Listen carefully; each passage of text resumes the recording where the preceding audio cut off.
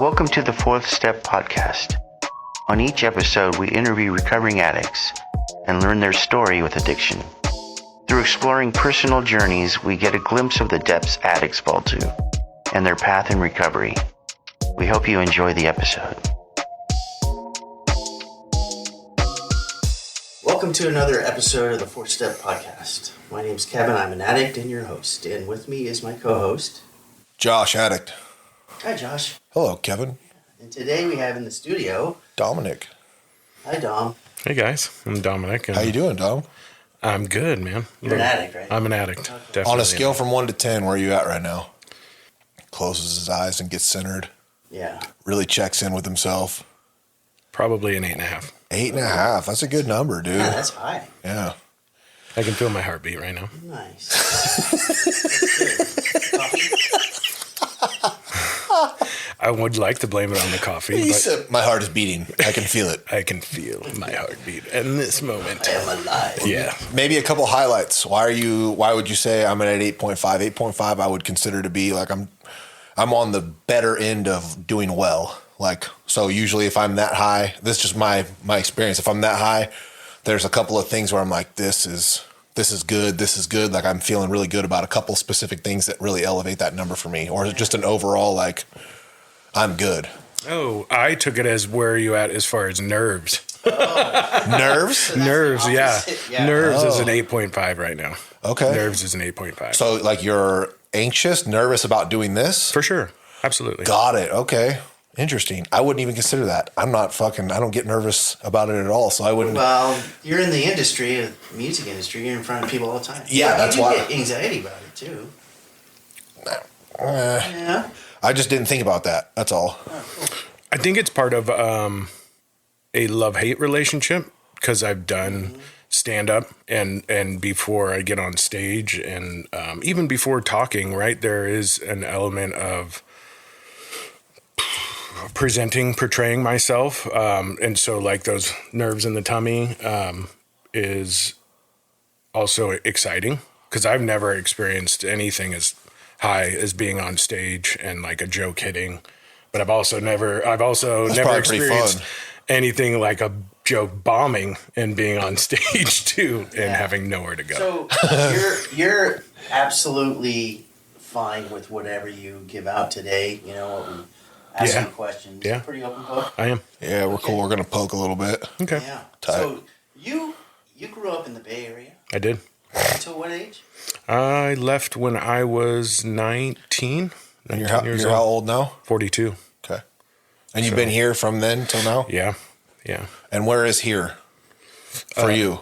Where is here? Like Yeah. the Placerville area? Okay. Yeah. Nice. Yeah. You got loaded in the Bay Area? I did. And up here. Yeah. And up What here. was? So I'm curious. What was the very first like drug that you used that kicked off your addiction? Like what was that? Do you remember like specifics? For sure. or a Absolutely. Time period? Absolutely. It would be like a double fold between alcohol and pot. I can remember going to Maui when my dad got married the second time. And so the day of the wedding, they had their ceremony, and that night people were partying and doing their thing, right? Celebrating a marriage. And I had two stepsisters and a stepbrother as a result of that relationship. And so my older stepsister, my stepsister that was the oldest was the same age as me. And then we had a middle, I don't want to give out her name, but she was 4 years younger, and then my stepbrother was 8 years younger. But we were going around and pilfering people's drinks that night, and I was feeling good, and the middle got too buzzed and sick, and then it caught the attention of the parents. And I remember that night, like we got in trouble because of it, right? Or we got stopped. And I remember actively being annoyed and bummed out that I couldn't continue to pilfer those drinks without people knowing because I liked the effect. How old were you? That would have been 11 years old, 12 years old. And then 13, middle school, really was like the experience with pot. And that was at a middle school function, being around people where smoking pot with them the first time, and such like masks from the beginning. This guy saying, "Man, I didn't know." He used my last name. I didn't know, smoke pot, and I said, "All the time." All the time. Never done it. Never done it. And I remember getting 3 bean burritos from Taco Bell because I thought you were supposed to get a lot of food, and laughing a bunch because I thought you were supposed to laugh. And so I don't know if I necessarily felt the full effects of getting high, but what I did feel was I was instantly hooked to being a part of. I remember that. It was very similar for me. I never thought about it that way, but I remember those same thoughts, like, I'm supposed to be laughing right now, and I'm supposed to be having a good time.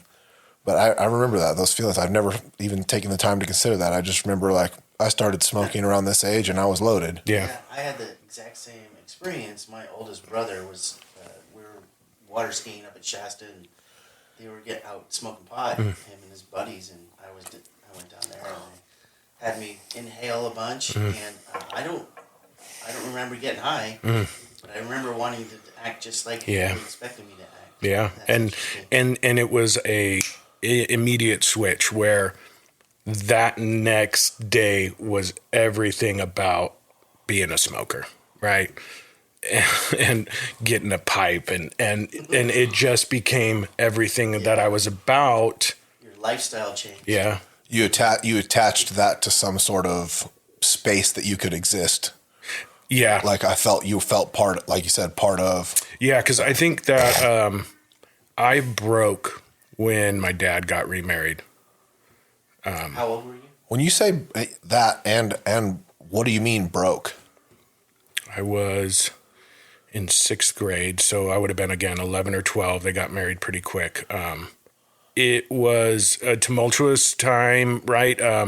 At 10, my dad got custody of me back. My mom is one of us, and she was living with me and my dad, and he found her getting high again and kicked her out. And basically, I found this out later on in life, but had said, "I'm taking you back to court, and Dominic's going to be in my custody, and it's my time."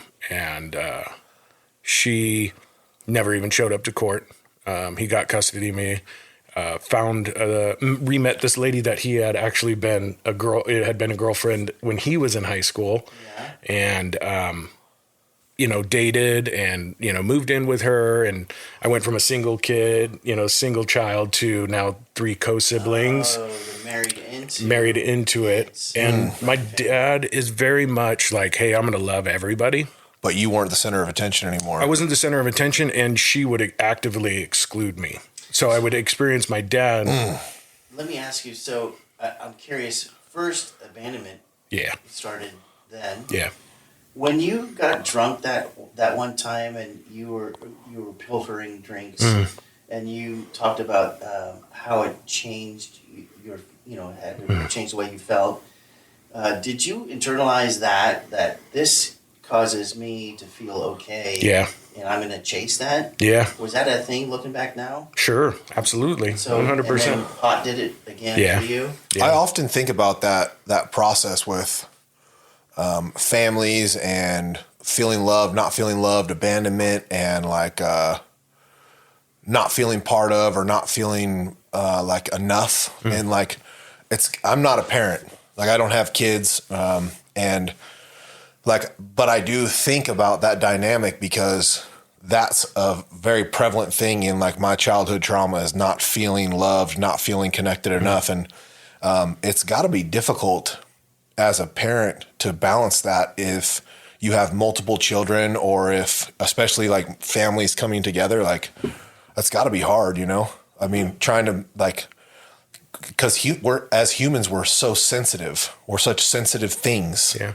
And so, especially if we're small and we can't comprehend that, you go from like Dominic and his dad, and like that's it right there.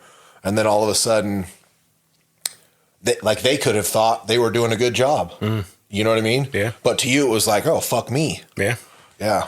I remember feeling that. It's got to be a difficult process. It's a weird thing to experience because I can recall it and look back on it now as an adult, as a father, and understand, like, my dad wasn't choosing them over me. My dad was, I need to find a mom for my son, right? Like, I want to have a family. Yeah. And like, my mom had raised me. I went through her stuff with her, my grandparents. It was a real tight-knit family, very... Your mom and your mom's my mom, parents? my grandparents, my aunts, my uncles. Everybody was close. Everybody was close. Same for me. And then they all moved up here. They moved up to this area. But your mom was getting loaded. Yeah. And did that have chaos in your life at the time, looking back? Was it just Yeah. disheveled lifestyle? It was... Did that play a part in your feelings? Oh, drastically. It was because as a kid, I had a mom that would get loaded, break promises, and then shower me with things to buy my affection. Right. Her guilt and shame came out in parenting through things and stuff. That's a head fuck. Yeah. And so at a very young age, I learned the ability to manipulate emotions to get what I want, right? Oh, you said you were going to take me to Marine World. And, what I didn't know is that mom's up all night doing cocaine and then slept all day. And so then I would get money for the arcade and I learned... Forced her into parenting out of shame. For sure. Well, and I don't know if I necessarily forced her, but I certainly milked the process. Manipulated the process that was already coming to me. And then once that shifted to my dad, who was a real parent, I instantly resented my father because Dad told me how to spell this word. There's a dictionary, son, go look it up. Right? Normal things that a parent says, let me help you become self-sufficient, I immediately resented. He did not give me what I thought I deserved based on what I experienced with my mom. Yeah. And so they moved away, came up here. I lost that whole part of my family, was with my dad. He now moves in with a lady and 3 of her own kids. He loves everyone equally. He did active work to make sure everyone felt included. And she didn't. And he never stuck up for me. Like, she would take the kids.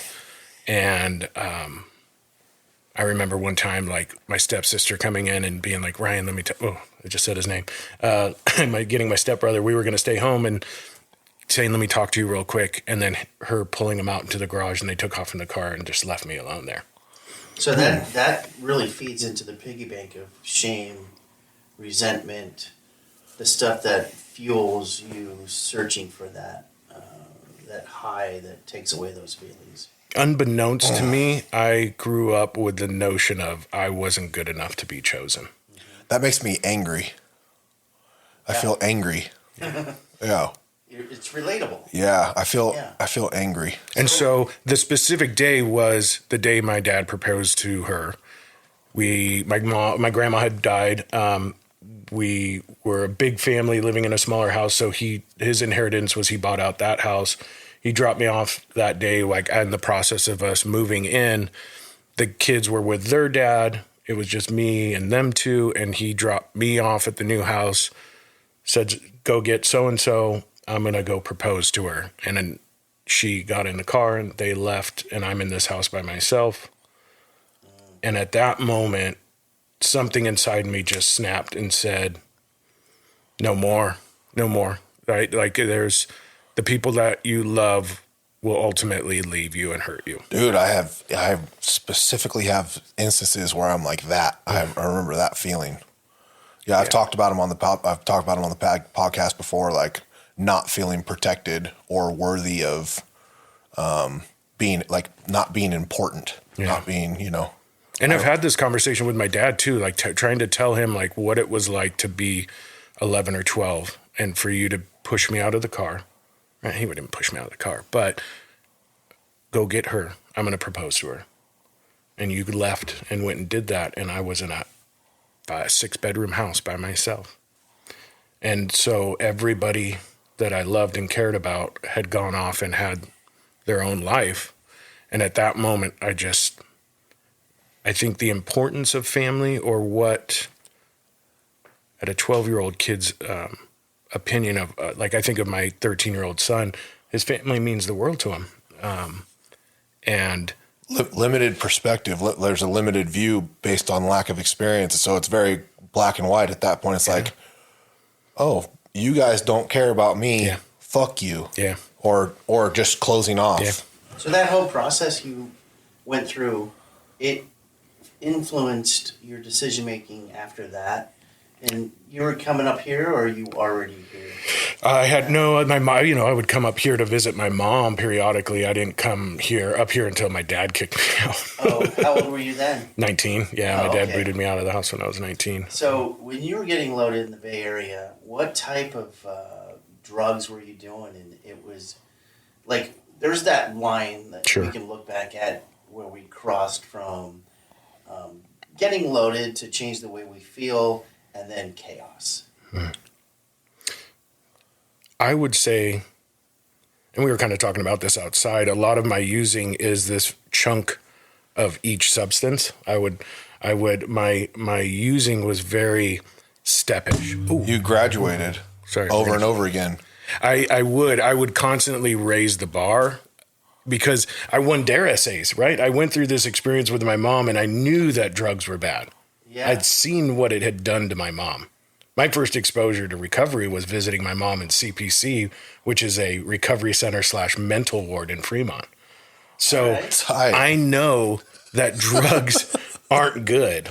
And I would win DARE essay competitions in grade school, So when I drank or when I smoked that pot, it was that the DARE program, was that? Yeah. That was Can the you- Nancy Reagan DARE program? Can you break down what a DARE essay is? What a DARE essay is. So Yeah. they would, what is it? Drugs. I can't even remember what DARE stands for. But it was like the 80s initiative to, get kids to just say no. Yeah. And, it was like, why will you never do these kind of things? And it was like, smoking marijuana is, will make it so that I can never have a job. And, what it's done to me, I think why I would win is because I would write about what it had done to my mom. Yeah. And, it hurts your family. DARE education programs, the Drug Abuse Resistance Education There it is. Program. Yeah. And you get a shirt, the black shirt with the red writing. So what did an essay for that look like? Like, what were you? I was writing about my experience with my mom. Okay. I was writing at And that point. how old were you at that point? God, I had to be 9, 8, 9. You know what I mean? I'm writing about that it hurts your family. I mean, I don't think that I know that I'm writing about my mom. I'm just putting in these little things about, it makes your family mistrust you and nobody, you lose your job and you go to jail and, Very point blank. Yeah, very innocent, right? Yeah. And misguided and misunderstood. And So I asked you about the chaos. Bless you, by the way. I asked you about the chaos. sorry. I know you went to that point in your getting loaded where you were almost dead. Yeah. So Yeah, the progression, the progression, graduation. I ramped up quick, right? And it was based in that I belonged. And so now I hit the ground running. And that's what everything that I did in that moment became about meeting the needs to feel a part of that group that I was with. What kind of group was it? It became the smokers, right? And so sports became less, High school? it became less about sports. And When so you say smokers, you're just referring specifically to weed at this point. Yeah, it was the part, now it's an every weekend party, a Friday and a Saturday night party, and drinking and smoking. And it just, everything became about getting through Monday through Thursday for Friday, Saturday, and Sunday to have the time. And then very quickly, it was just Friday.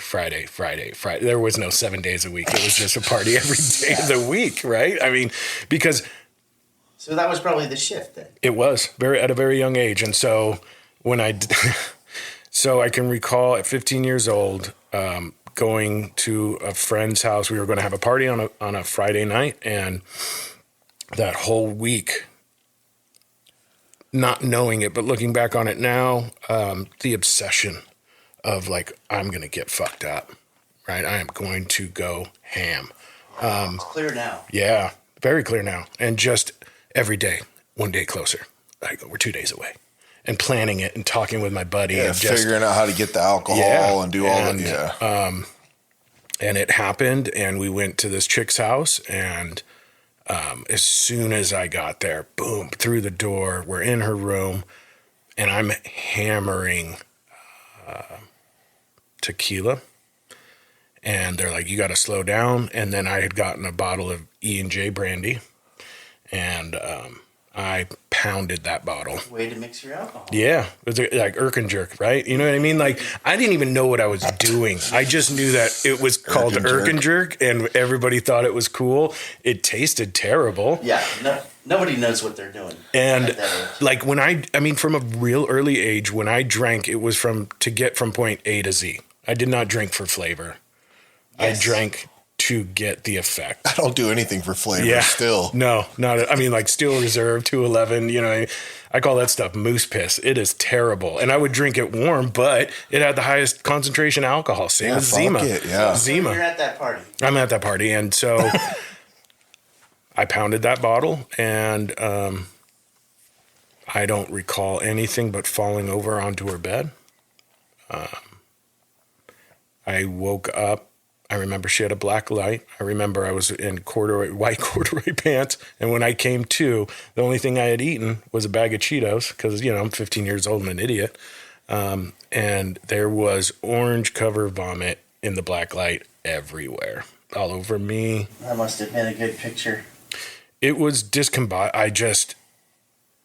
I was inebriated I had no control over myself. We've been there. Yeah. How long were you, like, were you still hammered drunk when you came to? Yeah. Okay. So on the floor of her room, and nobody was in there. And like, I can remember. Was party still happening, or was it like the next day? No, party was still happening. Okay. I get up and go down to the party. Yes, but can't control my body to get up. And I remember people coming in, and this lady who came in, and I had just decimated her room with Cheeto vomit and E&J brandy, and them being very mad. Yeah, fuck yeah. And my buddy who I had planned this with, his mom was supposed to pick us up, and him just freaking like, what are we going to do? And they pushed me out of her window. I don't recall. This is a single-story house. Single-story house. Okay, yeah. good. Yeah, but just to clarify, I know that I went face first out because I had marks on my face. But they pushed me out of the window. I don't recall anything. I remember being in his mom's car, and I remember her turning on her dome light and looking back and saying, "What's wrong with you? Did they beat you up?" Like, I was covered in vomit. My face was messed up, and I remembered like the quintessential, like, it's so weird what I can remember, but I can remember being like, they didn't beat me up, you know. I'm just sloshed. I'm 15 years old, and I had just drinking this inordinate amount of alcohol. What was the word you just used? Inordinate. I don't know that I've ever heard that word before. It's just, I believe, I use that word. Inordinate is not normal, like beyond normal, I believe. Is it with an E or an I? I. You're looking it up. So did she take you somewhere? She took me to their house. I don't recall the drive home. The next thing I know is I was naked in their shower. They were trying to sober you up? Probably. They knew you were drunk. Yeah. Yeah. Unusually or disproportionately large or excessive. There we go. So if you don't get anything else out of this podcast, Yeah. We know. at least Josh learn likes something. words. You learned something. And I don't remember anything after the shower. I remember waking up in a hospital. house with my dad next to me. My dad worked nights. You were in a hospital bed? Yeah. And I remember him next to me. Don't remember much of that. I do remember them putting me into a wheelchair when it was time to take me home. What were you in the hospital for? Alcohol poisoning. From Yeah. that party? Yeah. Okay. And so they put me in the wheelchair, and I remember the nurse or the doctor, it was a guy who had leaned over and said, at 15 years old, with a blood alcohol level of 0.36, you should be dead. So at that point, did you believe, when you came a little bit sober, did you believe that maybe you had a problem? No. The next didn't morning, slow down and think about it. The next morning, I have a very distinct memory of looking in the mirror and just saying, I cannot drink E&J brandy anymore. So let's substitute one for E&J brandy is my problem. The progression from alcohol to... what came next? So then it became a lot more about beer and smoking pot, and then When did you get into hard stuff? 16, I started delving into cocaine, and You said you're 42? yeah. Okay. No, I used from when I was 13 to 20, and so 16 got into cocaine, and then Like, what did it become a daily habit? absolutely everything that I would experience, I would get it, and it would be phenomenal. And this new level of comfortability Yeah, I want to live in my on own this. skin. Yeah. And would just burn through substance and friend groups until I got to the next thing. And so, like, I'll never forget the first time doing cocaine, being like, I'm never going to do that. Again, it was just another progression. It was,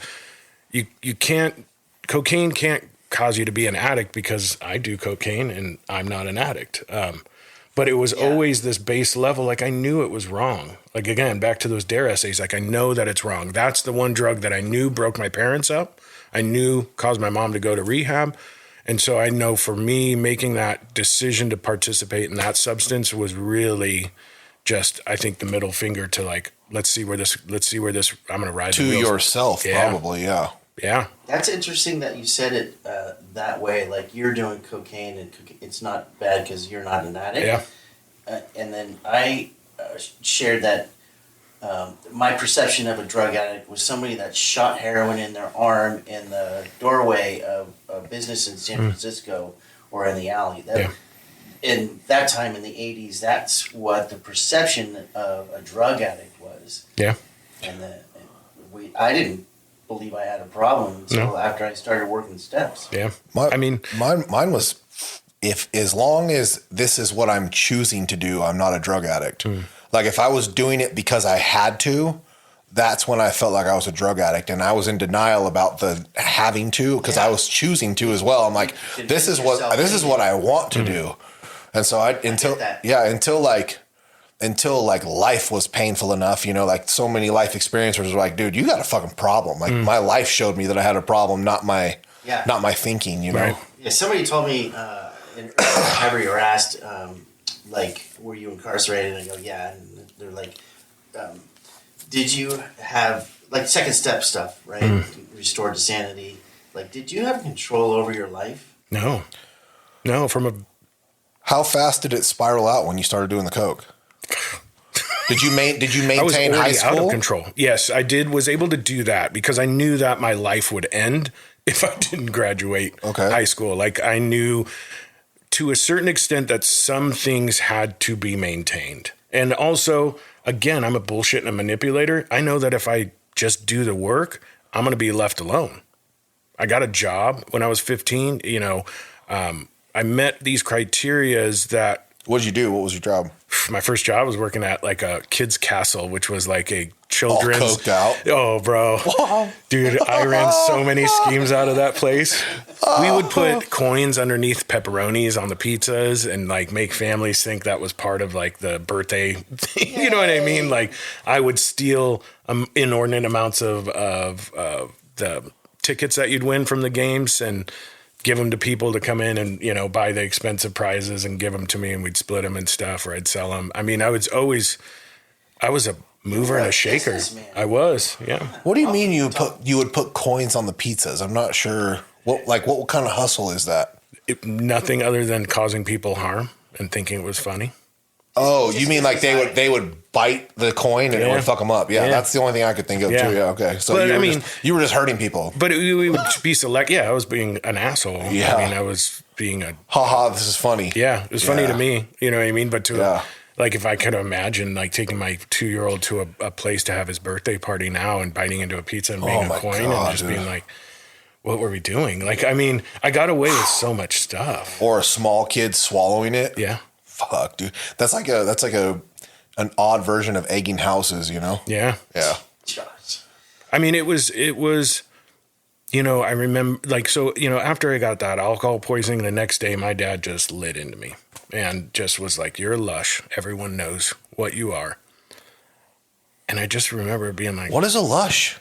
You're using all kinds of cool words today. A lush is somebody that drinks too much, like a heavy drinker. Is it just refers to alcohol specifically? Yeah. Okay. Yeah, and just I'm being unfazed, being sad and being hurt, but knowing that I needed to just get through his barking. Dude, me too. I remember those feelings. And then having those thoughts of like, I don't have a problem. It's just E&J Brandy. I believe all that stuff you're talking about specifically adheres to like that period of being a teenager. Yeah, sure, for sure. Because we're all at that like fuck authority stage. Yeah, and I've already minimized him in my mind when the moment he dropped me off. Like sense. You hold no weight in my life. Yeah. You've already hurt me. I won't let you hurt me again. Talk all you want. I'll be over here. Yeah. Waiting to leave. Yeah, I'll be here till I'm 18. Yeah, I think I didn't do anything for 10 days because he was watching, but I always knew you just did your time until the warden starts to look away, and then I go to a party with my cousin and we go camping and I'm getting hammered, jumping over fires. You know what I mean? Like, we're right back to it. Stuff. Yeah, right back to it. Cocaine, high school. You still graduated. Still graduated, man. Did you progress into anything else other than cocaine before you graduated? Cocaine. I really got into like hallucinogens and ecstasy the summer that I graduated, like the night that I graduated. That's why I asked how old you were. Like, when did that ecstasy phase hit for you? Because it was big here. The cocaine thing got me through smoking pot, working at Safeway. Just everything about my life was getting loaded. So I could remember my dad like intercepting my bank bills and being like, you have like $261 in like bank fee charges. Like I'd get paid and it would just pay off overdraft fees, right? Because I was just, all I could do was like, how can I get more money out of my bank account? Yeah, putting in empty. We used to put in empty envelopes into the ATM with there's $300 in there, and then I know that I worked in the seafood department, and the salmon cold case that would come in was a styrofoam container, and you can fit 3 12-pack bottles or 6 12-pack cans into that perfectly. It was. And then you put it out back. And then I'd take it out to the dump or to the trash, leave it in a bush, come back and pick it up. I worked in the meat department too. Yeah. And so, I mean, like everything was just about the hustle to get more. So do we say that the finding ways and means to get more, to get loaded, to get numb, stuff the feelings. At what point did you get to your bottom? Yeah. And is there like a tragic or crazy story on the way? So you graduate high school and you start, more than cocaine slowly becomes introduced, like ecstasy, this, that. Like, what did that progression look like? And then the bottom, like, where did it take you? Is there anything coming up? Oh, well, I mean, so much happened in such this condensed period of time. Yeah. What stands out? So much. It's right. Like, again, I can't, like, the first night I did cocaine, the dealer just saying, once you do that first line, your ass is mine.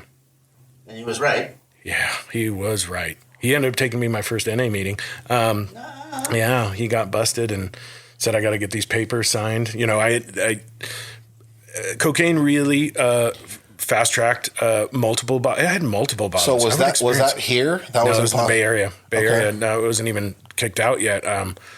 The cocaine thing.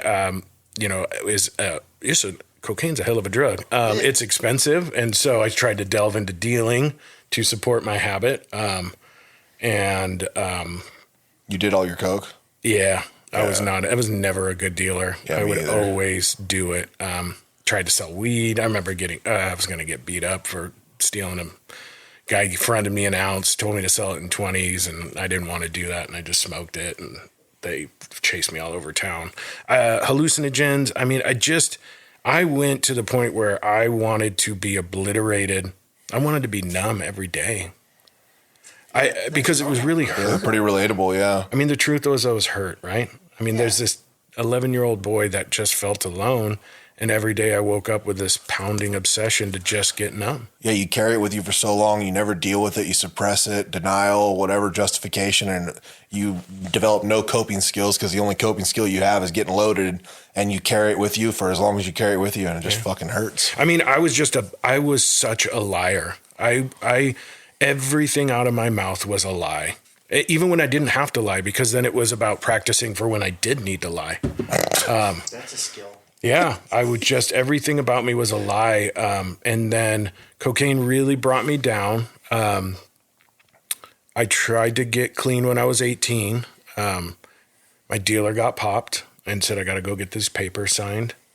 Have you heard about NA before that? The only experience I had was Or with AA? with AA was attending with my mom. I remember them circling up.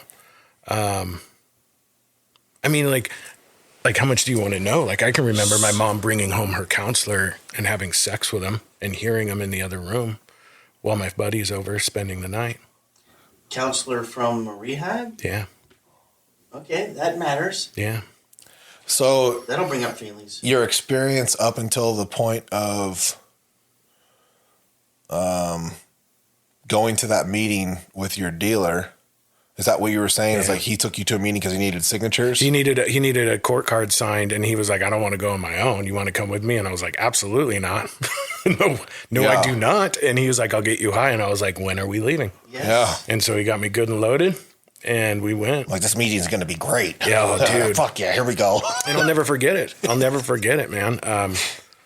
Oh my God. Was he in the Bay Area? It's going to be It was the in the best Bay Area. meeting It was on ever. the corner of Birch and Cedar in Newark, California. And This was NA, you said? yeah. And the speaker was Herman, and the topic was dishonesty. Herman. Yeah. I think I know that guy. Big guy, goatee. Yeah. I know. Yeah.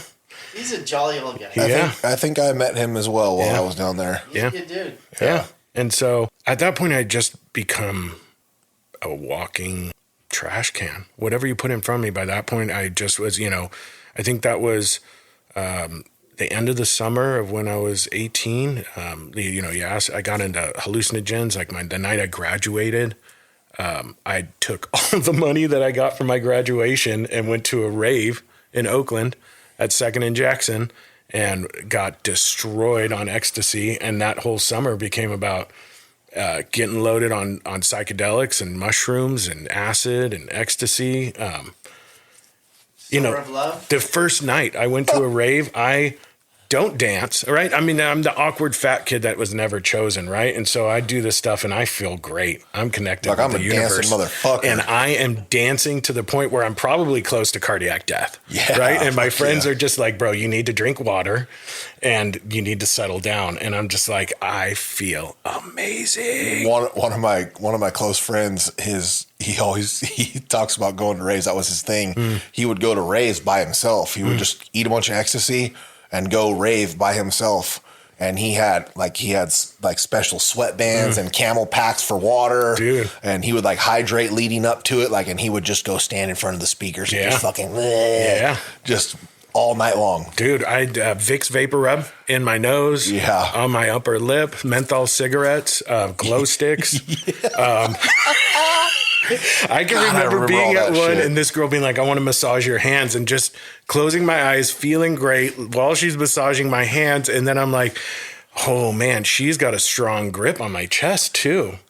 And 3 minutes into it, like opening my eyes, and I'm guessing her partner who's behind me and just grabbing and massaging my chest. And just, I remember When just you say being, partner, like a dude? a dude. And I could just From behind?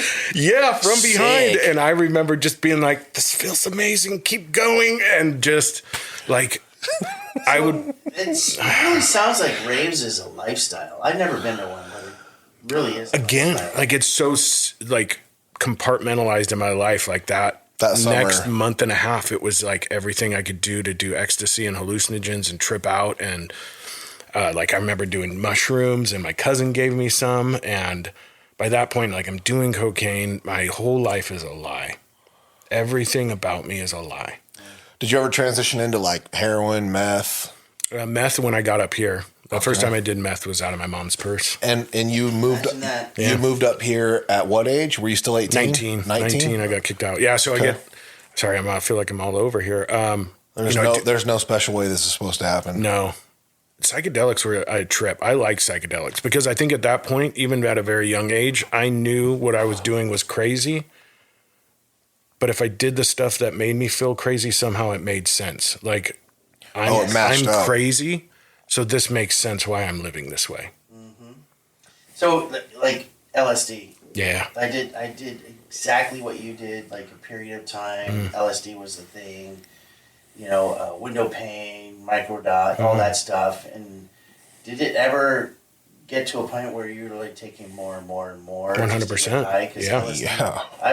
I hit like 13 tabs for LSD was like my peak. Yeah. And we're talking about I was 17 at the time. I remember specifically to avoid that, getting different kinds because I wanted to go on multiple day runs. And so and I know that after 2 days, what got me there on day one, day two was going to be and so it happens fast. The tolerance builds quickly, but if you have a different chemical compound, even just a slight tweak, sure, it's a whole new fucking party again. Yeah. And same thing with shrooms too. Like shrooms 100%, yeah. I have had like one of the worst nights of my using, like at my, like this coke buddy's like I hung out with people, like I had this guy that would sell me cocaine. His dad would get loaded with us, right? He'd smoke pot with us. And like the first time you meet him, he would always come into the room in these mini hot pink shorts and like a cut off t-shirt. This is your friend's dad. Yeah, friend's dad, crop top shirt and like a hat with FBI. And would just start getting loaded with you and just being like, man, like it was a tough day at the office today, and like bring up conversation about how he was like an FBI agent, and like, every time you experience it the first time, you're just like, what the hell is going on? I don't even remember what he did. I have no recollection, but it was not an FBI agent. But he just would mess with kids. Dude, just if you were just on acid and he came in and started talking about being an FBI agent. Oh my God. And it was a rough day at the office. Man, that would be a spinoff, dude. I came to that. That's a good one for a kid, dude. Yeah. I went to their house on shrooms that my cousin had given me, and it was not a visual mushroom high. It was all thinking. And I got there and somebody had said, was like, well, maybe you should stop, right? I was uncomfortable, unhappy about something. And I was just spent the next 7 hours sitting on that guy's couch like this, contemplating how I was going to go home, just tell my dad how bad and dirty I was living. And I'm just going to tell him the truth. I'm just going to go home. I'm just going to tell him that I'm doing cocaine. Like that I like every dollar that I have to steal, like I'm just going to go home and tell, like I wanted to finally just purge, like. So were you getting close to quitting? I think at that point, like I just didn't want to do this anymore. It had sick and tired. By that point, I was sick and tired of it, but not enough knowledge to quit. No. But then I came down and I was like, oh my God, what did I almost do? That was close. I almost fucked this party up. Almost went home and told my dad that I'm stealing out of your bank account. Yeah. And so got clean. My coke dealer took me to that meeting, Cedar and Birch, Newark, California, Herman the chair. And that night, the topic was dishonesty.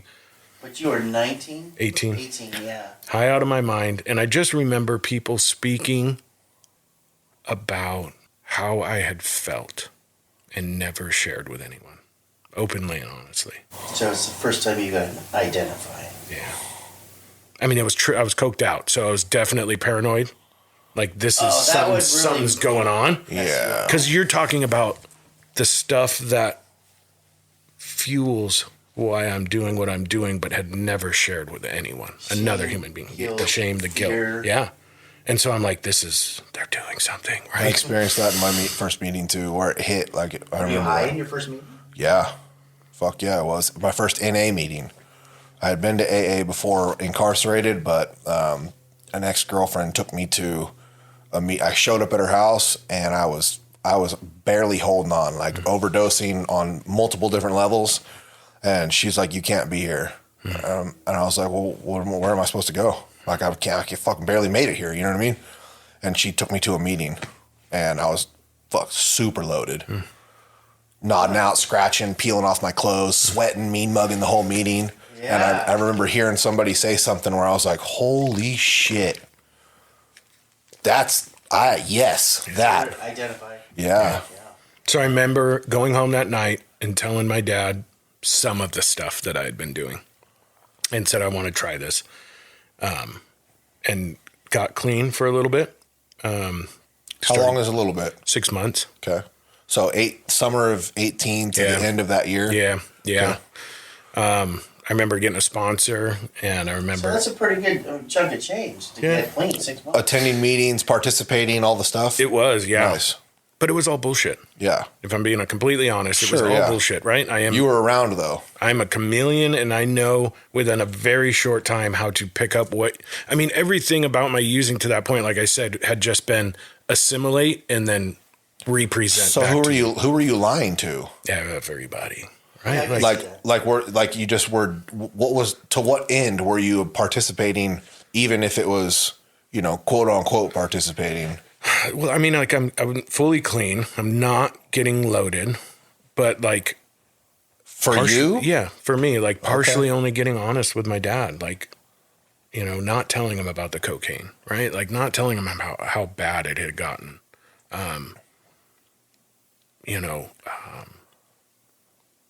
Like that summer of the raves, like going to 2nd and Jackson in Oakland, somebody had busted out my front window. I drove home from Oakland high on ecstasy like Ace Ventura. I know this sounds so cliche and dumb, but like I didn't tell him about that stuff because then he woke up, I pass out. He wakes me up and he's like, somebody busted out your window. What the fuck happened? And I'm like, oh, we were at a bowling alley and somebody broke our window. We filled out a police report. We're never going to figure it out. Like there's just so many lies that I had told that I couldn't get completely honest with him. So it was already a foundation based in bullshit. You weren't all the way ready yet. Well, I got a sponsor and I wrote what answers I thought he wanted to hear. Like I remember writing in the step working guide, the questions, and just legitimately being so self-absorbed and thinking like, these are the greatest answers. They're going to invite me to write in Narcotics Anonymous literature. So after 6 months, that's good. After 6 months, you got loaded again? I did, because I got a girlfriend. I found her in the room. In a meeting? Yeah. Was she brand new? Yeah. Tight. Yeah. Right on. How did that go? Tell us about that. So that was your higher power? Yeah. All right. Yeah. Quickly, I imagine. Yeah. The one thing... Is this what like, eventually... You were getting loaded, and then it got you to your bottom.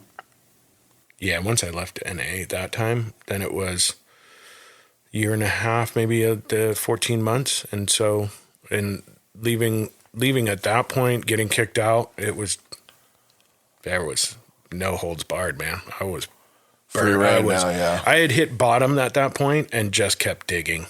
Yeah. I mean, so like the only thing I did right was I didn't take her out with me. I can remember her I told her that I was getting loaded. I wasn't coming to meetings anymore. And I remember her crying on the phone and just being like, why wouldn't you have told me? I would have done it with you. And just being like, I couldn't I knew I was a monster, but I couldn't be that kind of monster. Yeah. So, and then it's back to cocaine and it's... You still in contact with that woman? No, I have no idea where she is. I have no way of doing. I don't know. I've looked for her in early recovery. like driven by, or can vaguely remember where her house was at, but like never saw her around in meetings. I've attended meetings back in the Bay Area, and I see some people, and my heart hurts for her in that, being in that place. I hope she got out of that, like where she just like, I would have done it with you. I don't know. And she was like mental health issues, like suicides. Like I hope she's okay. It's cool you didn't take her out. Yeah, I leave there. Like I remember I had a service commitment as a coffee guy in a Union City meeting, and getting high, sat in that first meeting, eating pizza, and just being like, oh my God, no one knows. But I was probably sitting in the meeting, looked stoned as shit, and everybody knew. Mm-hmm. And then the next week, I got there at the beginning of the meeting, set up the coffee, and was like, I got to go. The next week, I dropped it off like before the meeting started, said I couldn't set it up, had to leave. And then the third week, I remember going hours before because I didn't want to see anybody, and left it underneath the wooden ramp to go into Second Chance, and never went back. And then it was crystal meth, and you came up here. You moved up here. Still hadn't come up here. I Okay. did crystal meth and really just went to like insanity. Smoked it, snorted it, shot it. What'd you do? No. Just it was always smoking and snorting. I was scared of needles. Okay. Scared of needles, and my dad knew that like I was getting loaded again. I was working at a local bingo hall as like a janitor, and again more hustle, right? Like I realized I would take out these trash after their big bingo weekends, and it was pull tabs, which are kind of like lotto tickets. Yeah. And so the winners, they just put into a giant bag, crack a bingo blotter, and then like pour it in there. Well, that wouldn't get all over them. So then I would get high, steal the bags of trash, go through, pull out the non-marked winning ones and take them to other bingo halls, backpack full of like all these ones wrapped up, see which ones they were playing, turn them in, get their money, go get my dough. And fucking what a hustle. yeah, dude. That's a good one. My dad left. By that point, like I'm fully into, like I experienced crystal meth again for the first time. You probably got quite a bit of money doing that. Yeah, it was. It was hustling. It was 4-year-old women. Yeah, that's a good one, dude. absolutely That's because their bingo money. yeah, because I could walk out with like anywhere from $300 to $500 by just being, and then they'd give me money. I'd start off by giving them fake, the ones that I've already won. Play some, act like I'm winning. Some would actually win, and then not really paying attention to all the bingo shit that's going on. I'm just hustling these pull tabs. I'm fully in the grips of like crystal meth. Again, it's like have never done it before. The first night I do it, all I'm doing is like, when can we do more? Yeah, fuck yeah. When can we do dude. more? And like people just being like, we just did some, dude. And You're all in. my using was like, if you got in the way of my using, I just went to different people. Like I get it. I remember the first night I did meth, we got it and I bought it, and there was probably I don't know, 7 of us, and somebody had done it before, and they taught us all how to smoke it off of foil. And we were in the garage, and we all smoked, and everybody made their way back inside, and I stayed in the garage by myself all night smoking on foil until the bag was gone, and everybody came back out. They're like, hey, let's smoke some more. I'm like, there's none left. Yeah. I fucking smoked it all. And they're like, what? It was like a gram and a half, 2 grams. It just sat there and just smoked all night long. I realized my All I first wanted to night doing it that I was like, this is great doing it with a group of people. And within hours, I was like, I want to do this all on my own. I do not want to share. I don't want to share. Immediately. Yeah. You know what I mean? Like, and so it came to a point where my dad works nights. I've got my old car. He would sometimes come home on lunch at 3 a.m. And then, so I learned, well, I can't take my car. Last thing I heard was 3 a.m. your dad comes home for break or lunch or something like that. Yeah, he would sometimes come home for lunch. And so I learned that if I was going to do stuff that I either had to be back before then or don't take the car, because then he would just assume I'm asleep upstairs. Yeah. But like wanting to do crystal meth so bad, leaving for a party and rollerblading 2.5 miles across Newark in a Kangol and a button-up shirt and jeans to go to the party, and then rollerblading back before he got home at 7, and like coming to the door, trying to get in the back sliding door, and like a roommate coming down because he had roommates, and coming down right as I'm about to walk in, and like freaking out and running from there. Like, you ran or they ran? I did. And like, I scared, and like, I'm high out of my mind. I've just got finished rollerblading 2.5 miles. Yeah, you're really high, dude. You're I'm just pumping, really high. yeah. You know, like I said, in a nice button-up shirt, jeans, and a Kangol. Sweating like a motherfucker. Yep. And then, well, the hat, like your hat, yeah. like almost like a Scully, but like fancier, I guess. And like walking in and just being like, I was going for a jog around the lake. I'm trying to lose weight. And took off the button-up shirt. I'm in a tank top, white A shirt and jeans, and then telling her I'm jogging. Like, I know that doesn't sound. It just sounds so crazy to me. Like that's I would tell my dad that I was doing construction, park my car around the corner, and then go into the motorhome on the side of the house and get high and masturbate for 8 hours. Yeah, fuck yeah, dude. Like that that's sounds what like my life shit right had there. become, right? Like I left, and so Meth and porn, dude.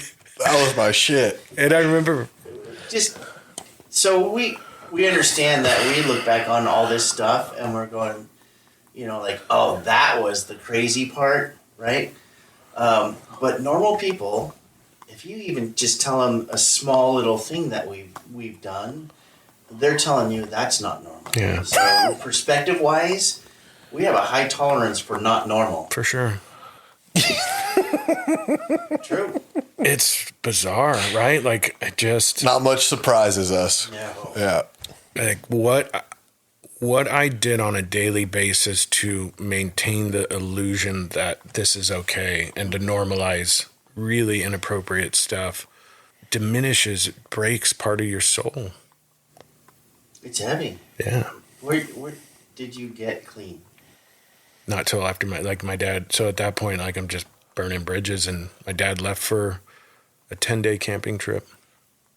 I didn't know this, but he told me afterwards, like he was starting to have heart problems because of the amount of chaos that I had created in his life. Wow. And that he was told by friends to like just get away for a while. Took the motorhome, left for 10 days. I worked in the same grocery store that he worked in, and would make bank deposits for him at the branch that's in the Safeway. So everybody knew me. And so while he was gone, I had no job at that point. I would get counter checks and tell them that my dad didn't want to come in and pull some money out of savings so that I can get high, and would, take like $3.25 every day. And then I wiped out his savings account, like the money he had in his savings account for like an emergency for a house payment, and I can remember being like, he's not dead. He's coming back, in 7 days, in 6 days, in 5 days, and just knowing. And I think one of my bottoms was the 3 days when he came back until he found out. Yeah, and you're just sitting there knowing what's gonna go down, waiting for the hammer to fall. Yeah, because he came back and like refreshed and was like re-engaged into like trying to help. Yeah. And the whole time I smoked his house payment. You put him through hell, huh? Yeah. And then at that job, that bingo hall, I remember him I was taking trash out the back and him pulling up, dude, hot.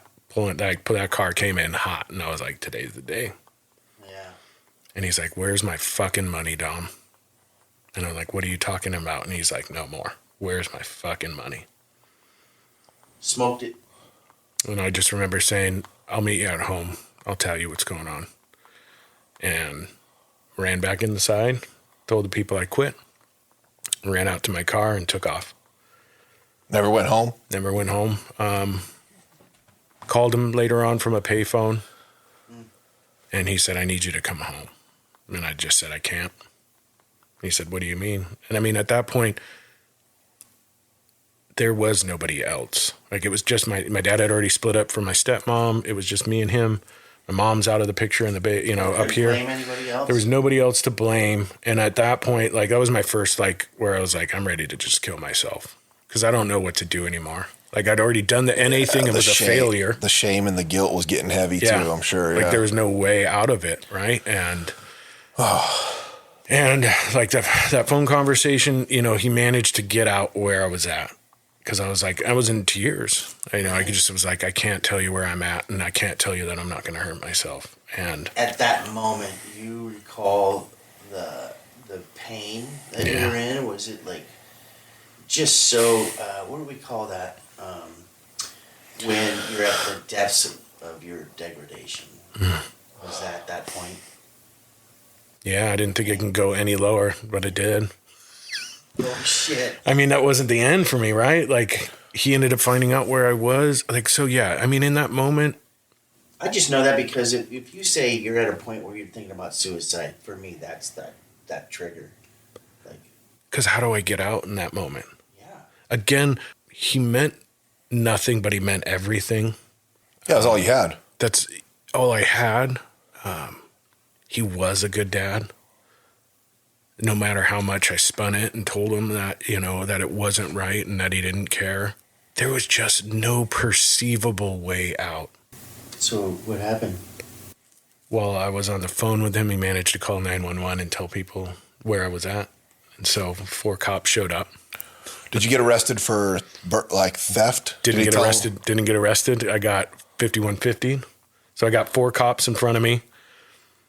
They knew that I told my dad I wanted to hurt myself. Okay. I've got a pocket of dope and a dope pipe.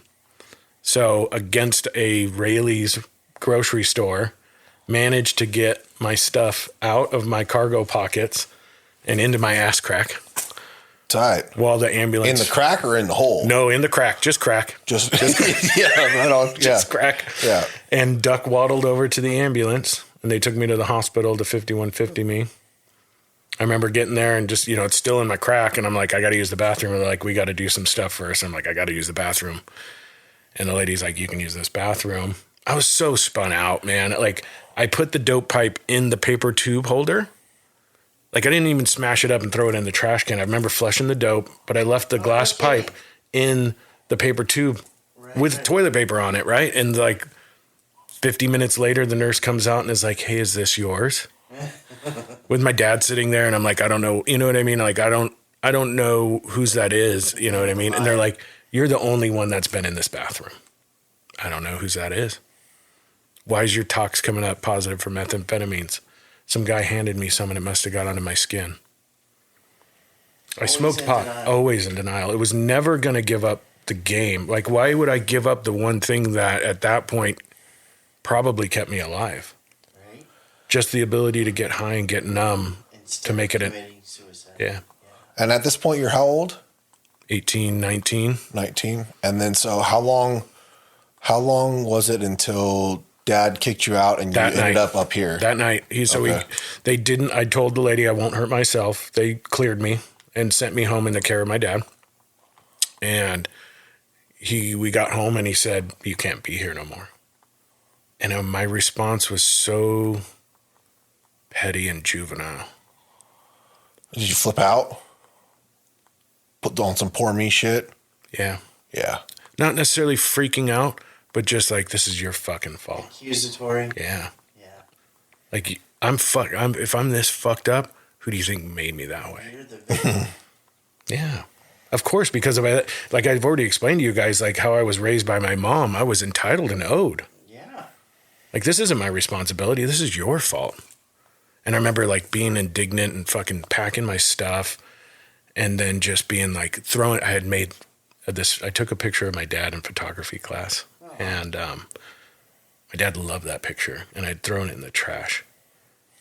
And he, you know, I remember stomping down the hallway with a bag over my shoulder. I got my shit packed. I'm ready to go.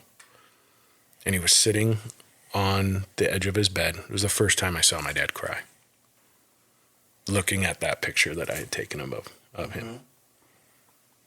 And I remember just being indignant, like I'm ready to go, and then looking into his room and seeing a grown man sob. So can you put yourself in his shoes right now? Like you're a father now, today. Oh. And the amount of broken pain that we caused. Yeah. so bad because I had I had no ability to understand what a parent's love was. Dude, I remember that moment for me too. Oh, that dad crying. Like, your dad's crying right now? I got hemmed up at school, and the resource officer for the campus brought me into his office, and my parents' Suburban was in the parking lot. I said, why are my parents here? And this is a continuation school. So I'm like, it's not like a parent teacher conference. You know what I mean? Like, it's not bring your dad to fucking school day or whatever, you know? And, I walk in the office and he closes the door, and both of my parents were standing behind the door and they were crying. And I was like, what the fuck is going on? And then what eventually happened is transporters came and took me to a different, like a facility, like a reform school or whatever. But they were like, we don't know what else to do. And I remember the feeling of I'm like, they're crying. So I'm crying because they're crying, but not like I've got weed stuffed in my boxers and not wanting to give that up. Yeah. I took it to the facility with me. I got there and got in trouble with it there. Same kind of shit. I remember that feeling, and I never really thought back to the connection that I had just now as you're explaining that to the pain that they were experiencing at that time really hit for me when you were talking about that. Like, I've never, together. Yeah. Cause I still like, I love my parents, and I have like as much of a working relationship as I feel like I can with them today. But at the same time, the pain from my childhood is still very real, and I still can I can shut off and be like, that portion of my life, fuck them. You know what I mean? I can do, and I could put all the blame on them and not look at any of my part at all. Absolutely. And when you were talking about that, and Kevin said, can you today put yourself in that place? Like, I was like, oh fuck.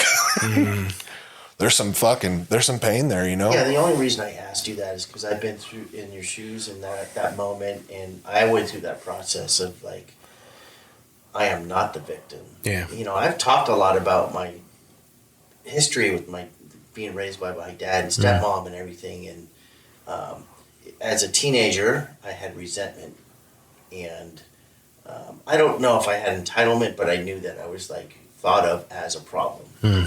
And I resented that. And then looking back now and through a lot of step work, putting myself in the shoes of the parent and how much pain that we would have gone through thinking of everything that I did to them. Yeah, fuck. You know? Oh, man. Horrible. Yeah, I don't like talking about that stuff. Okay, so dad's crying.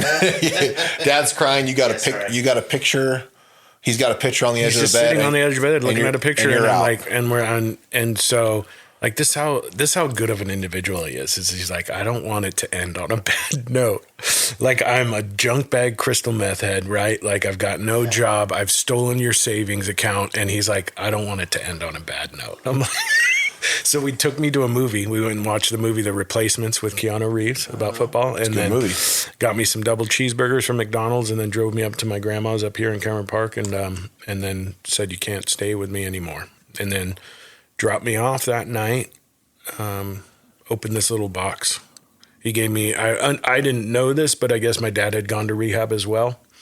He had gotten into some experience with cocaine, and he's just a problem user. He's not somebody that ever crossed the threshold like I did. And so he had his sobriety chip that he got from rehab in this box, a compass, because he said, my son is lost, and I hope this helps you find your way. And then my grandma's rosary beads, and gave them to me, and then sent me out at my grandma's.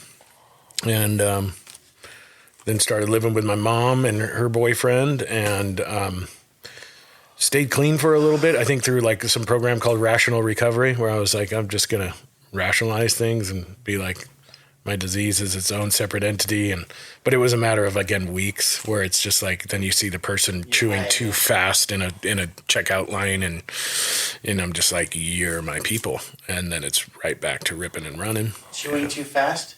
You know what I mean? Like I can. No, swivel jaw. Yeah, That fucking gun was a. it was a serious thing. Yeah, man. Yeah, and then it's like.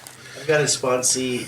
His nickname back in the day was Swivel Jaw. Really? Yeah. Or that's what his internet. Yeah, man. And so there is no like returning to like, let me just dabble. It's just find these people and immediately I'm back into insanity. Oh yeah, there never is a dabble phase once you've already been there. No, like I think like right before I got kicked out, my only like, I don't know why I was never arrested, right? Like I was supposed to be watching a neighbor's house that went away on a trip to Oregon. I like raided their house, went through the wife's like underwear drawer, stole quarters out of their little piggy bank, and then stole the guy's gun. He was a retired cop and was going to rob a liquor store. And I remember loading, it was a revolver. I loaded the side chambers, but not like the main chamber because I was going to put a gun in somebody's face and I thought they'd be able to look through and see no like light coming through. I can remember like being like so spun out and stood out in front of this liquor store in Newark for hours in a parka in the middle of the summer. And is this after your dad took you to your grandmother's? No, this is before, but like that's like the level of crazy I was. Sure. And up here, first time using, I'm right back to that level of crazy where I'm going to steal guns and rob liquor stores, which I never did. But that was the train of thought. I just like, I'm right back to it. And so how long did that last until you hit bottom again and found a meeting? I got clean in May 19th, 2001. So I would say maybe 8 months of kind of tearing it up out here. Like it, I bought a truck for my mom's boyfriend. I got into like 3 accidents in one day, totaled that thing. Like I should be dead. I remember getting loaded all night long. And then he's like, you got to come home and do some work for money. And I'm like passing out nodding out while I'm driving because I had been up all night. Ran into somebody in Folsom, rear-ended somebody, took off, hit and run. Driving up to a lumber yard up here, which is now like the local thrift shop. Fell asleep, ran on Green Valley, ran into a ravine, managed to pull it out. And then the third one was running it into the side of a mountain at 50 miles an hour because I nodded out. And like a minute before that, I had put my seatbelt on. Like 3 accidents in one day. Like, and here's the kicker: I had dope in my sock that I had forgotten that I had. And at that time, did you think that your life was unmanageable? 100%. So that was the process of getting rehab? I got sent to rehab, yeah. Got sent to? Well... Did you get arrested in that accident? Never got arrested, bro. I came out and said, no ambulance. The cop came and I said, I made up a girlfriend, said I'd been fighting with my girlfriend all night, was emotional. We broke up and I didn't get any sleep. Wasn't drunk, so it's not like you smelt anything. My eyes were probably like saucers, but I mean, like I always hustled my way out of something. Dope in your sock the whole time? Yeah, got home and went to take a shower and pulled my sock off and was like, oh, there's a dope bag. I could have. And then I was like, I'm getting loaded. Fuck yeah. This is going to be a great shower. So, my mom's boyfriend puts me up in her home. My dad kicks me out. I got nowhere to live. He's nice enough. My last great decision, like really before the end, the last 4 months where I stole his mom's checkbook, his 88-year-old mom's checkbook. I took a credit card from him and signed it up under, because I knew all of his information and pushed a bag out the back window. He was telling me that I had to join the military. He was going to press charges because he knew I'd been stealing money from him. Yeah. And just decided to go be homeless in Orangeville. So I could just at that point, it was just like, I want to get loaded and be left alone. By that point, it hurt more for you to tell me you love me. I get it. So homeless in Orangeville? Yeah. I had met some friends working down there and would crash on their couch, go between houses. I was sleeping in a plastic truck bed liner behind the Oak Furniture Store. It's a Walmart parking lot now, and corner of Greenback and Hazel. Like inside of one or underneath one? Not that it's super relevant. It was summertime, and so it was nice and Folsom, you know what I mean? So I'd just crash out in a little bed that I made in the back of this plastic truck bed liner. It's out in the open, no camper or anything? No camper. Just doing it. Sometimes I'd be on their couch. But these people were crazy, man. Like this couple that I would stay with would they would get loaded and they would get into like WWE fights, man. Knives getting thrown, cell phones getting busted. And I'd be like, I'm going to go outside to my bed. When I was trying to join the Air Force, because this, my mom's boyfriend had said, you're going to go to the military or go to jail. And so I was trying to get into the Air Force. What stopped that from happening? Methamphetamines. Yeah. Just continually, he was like, you weigh too much. So I'm smoking dope. Dude, I did losing the same weight. shit. And then he's like, you're doing great. What are you doing? I'm like running with trash bags on and, everything's a lie. And then I got close to the weight to where he was going to take me. And then I was like, I actually better do something. So I remember like swimming in these people's pool down in Citrus Heights. Like I was like, I better start doing something, right? Yeah. And I'm like, I'll swim laps. And like after 2.5 laps, like almost drowning and being like, this isn't going to work out. And once I did that with the Army. I took the ASVAB. I did all the stuff, and they were like, you need to lose weight. And I lost some weight, and then I was like, nah, I'm not going to pass a drug test because I'm still smoking weed every day. Yeah. Fuck this. And then, He ended up finding out that like I had taken the mom's checkbook and he found out about the credit card. I think he called the recruiter and told him what I was doing because that guy called me. I called him back I was supposed to come to an appointment for him. And he was like, don't bother. I found out what you're doing. You'll never get in. And I just want to let you know there's a federal warrant out for your arrest. And so he had to have known. My mom's boyfriend had to have told him I was doing. There's a federal warrant out for your arrest. Had to have told him that I was doing dope because he straight up said before he hung up, that's not where you turn yourself in. That's where they come get you. And then hung up. And so by this point, I'm fully into meth to the point where I love staying up for 5, 6, 7 days at a time for self-induced methamphetamine psychosis. And that was a paranoid 36 hours. Yeah, for sure. Where did you get to rehab? Just broke at that point. Just nothing. Hot checks were gone, no money. How'd you get there? You said you were sent to rehab? I wasn't sent. I was at a party selling nickel bags to these kids that I hated, and it just didn't work anymore. Yeah. And I remember just being like, I fucking hate myself. I hate myself. I'd already attempted suicide. That didn't work.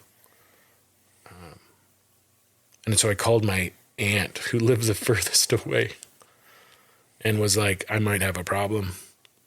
Maybe I need help. And thinking that I'd have a little more time, like let me get one more hustle in. And she's just like, where are you? I'll have someone there in 30 minutes. Nice. Was she exposed to 12-step programs at all? No, probably just the experience of like dealing with my mom. Yeah. And she's, that whole side of my mom's family is super codependent. She's been around. She knows. Addiction. Yeah. And she's got the money. And so that freaked me out. And I was like, I need 3 days. I'm going to get out. Again, everything about me is a lie, right? So I told her I got in a fight with her. No, 30 minutes. I'm going to need a little more time. It's almost like that trip with shrooms where I'm like, oh my God, because I know what I'm doing, right? Like I've experienced NA and I know that it does feel good to not get loaded, right? Like I know that there is the ability to have that despite my bullshitness there. Right. Like I know that you can live clean and people can be happy. So I know that something is coming up because I can't do this anymore. And so I said, I got in a fight with an imaginary girlfriend. Everything's with imaginary girlfriend, right? I was in Reno and then I was going to catch a bus. It's going to take me 3 days to get back. This is where you can meet me in 3 days. And then tried to get loaded for those last 3 days. And my last use was like the warm beer with cigarette butts in it. I had no hustle. We had a party and I could not muster the funds. Nobody was fronting me anymore. They knew. And it was just drinking people's leftovers. Like when I was 10 years old, 11 years old in Hawaii, man, drinking people's leftovers. And it's a pretty good bottom. Was that the gift of desperation? Oh, bro. Yeah. Cause I had I don't use this word lightly. I loathed myself. Right. It was beyond hatred because there was no other explanation. How do you live that way? How do you treat other human beings that love you like that? I couldn't. Easy, you do crank. I know, but You were done though. I couldn't do it anymore. And she came and picked you up My mom did. to take you to rehab? Yeah. And then at that point, like, her boyfriend wants to kill me. What was he with her? No, she was hiding me from him. He wanted to kill me. What rehab did you go to? I ended up going to a Progress House. Coloma? Yeah. Okay. She took me to one in Roseville. How long ago was this? How much time? 2001. I've got 2000? 22 years. Fucking Progress House is a damn staple out here, man. Yeah, it is. Man, there's has P90 up here, Progress House. Yeah. so many people have gotten clean through that place. Yeah. So many people don't, but so many people do. You know. I remember she like picked me up and she's just like, you know, Wayne can't know where you're. Oh, sorry, I say it as a name. You know, he can't know where you're at because he wants to kill you. You know what I mean? Like, and so she took me to some place in Roseville, and I remember them doing some survey with me, and I scored so low on like self-love or like self-harm category, like I was a risk to bring into rehab. Right, yeah. And I just remember being like, I'm so fucked up. I can't even get into rehab, dude. They were like, we can't take him. Like, I think it was a weekend. So they were like, we don't have like licensed clinician people here to deal with this. Like, so I got into that facility and, At Progress House, you're talking about. Okay. yeah. And I just remember all my experience was with CPC, with what I saw my mom in. Yeah. And that was a rehab/mental ward. So I remember Thorazine Shuffle, Luck facility. And that wasn't your experience with... No, this place was like, I remember being on the door handle ready to pop it and roll out if it wasn't Yeah. if it was what I had imagined in my mind, what I could recall from CPC. And so, I got there to like little, big old, front lot with a volleyball court, 2 bungalows, a big ass fat dog come running out. And it was like, okay, maybe I'll give it a shot. And I still see the guy that was the main counselor there, the running the program. You do H&I there still too, don't you? Sometimes I haven't done it in a while. Yeah. But I remember him just being like, you never have to use again, even if you want to. And I remember dropping my bags that day and just feeling like the weight of the world fell off. Oh, yeah. It's a good feeling. Yeah. The 4-step did that for me. Yeah. So, at that exact point, did you have any reservations? 100%. What kind? I'm going to just get well. So you're still thinking about going back out? Yeah. Yeah. You were thinking about this is the rest of your life you're going to stick with? No. That's all you know at that point. A little bit of it's based on like I failed before. So let me just recharge the hustle. And, but like, I want to say it about like 10 or 11 days. I'm 20 years old in a room full, in a house full of 22 other grown men that have done this way longer. And my whole thing is like, you don't know what I'm doing. And everyone knows what I'm fucking doing. Especially older men who have been running this game a lot longer than me. And so I had one guy that just said, look, dude, if anything's close to the truth about the way you drink and use, you're going to be dead in a year or 2 tops. Maybe, possibly, sort of. 1 in a million chances. You don't know everything and you'll shut the fuck up. And I listened for once in my life. And I don't know why. I don't know why. I still can't. I just remember him telling me, like, if anything's close to the truth about what you talk about doing and how you live, you're going to be dead in a year or 2 tops. Well, because he'd been where you've been, you probably were like, he might not be fucking lying. Yeah. And I've experienced that too. Yeah. The only person that could tell me something like that told me, and I'm like, huh. Well, I mean, fuck. 10, 11 days in, right? Like I'm starting to come out of the fog. I haven't gotten loaded for that long. A big part of who I am is I want to belong, to fit in. I want you to tell me you love me. So it's like I've got this father figure. It's telling me, giving me advice, believing in me. And so I'm like, yeah, let me buy in. And so then at that point, it was game on. Everything that was suggested, I did. Everything that was suggested at that point, I did. Task-wise, if that makes sense. It does, but I still, about reservations, like that reservation, about you were just thinking about coming back. I'm 20. So like, how do I stay clean for the rest of my life? I'd gotten, I remember getting loaded after, I got clean at 18 and just being like, I can't beatbox with people in the rooms. I got to go back and hang out with my friends, the people that get me. Because, again, at a young age, I turned my back on family. My friends became everything. Right, I get no matter how much I burned through them. Or how horrible the relationships were. How bad it was. It was just always like, how do I exist without getting that was, I guess, Find that in rehab? I started to, the more that I started to participate, yeah, I did. And so I think maybe some of that was eroded, but like, if I get married, am I going to drink at my wedding? My dad got clean and still drinks, right? I've never seen my dad drunk. Was I just a problem user? And I could maybe go back to drinking. Gotcha. Yeah, like I didn't know how to live with it, and I didn't think that I could live without it. Yes. No faith. There was no faith. There was no Yes. belief in myself. Yeah.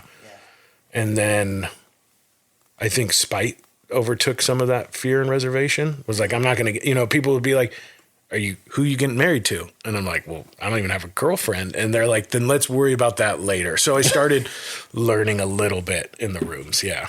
That's cool. So none of those reservations are like, you don't have any today. Mm-mm. I get nervous if something happens to my kids. But you don't look at it like, if this happens, I'm definitely getting high. No. But I mean, I know it's always a possibility. Right. So that brings me to like your program. As much as you have it, like your program in the bank, is what you're gonna withdraw when shit happens. Right? For sure. So. And my sponsor had his daughter just died. You know what I mean? So like, I know there's people in the rooms. Yeah.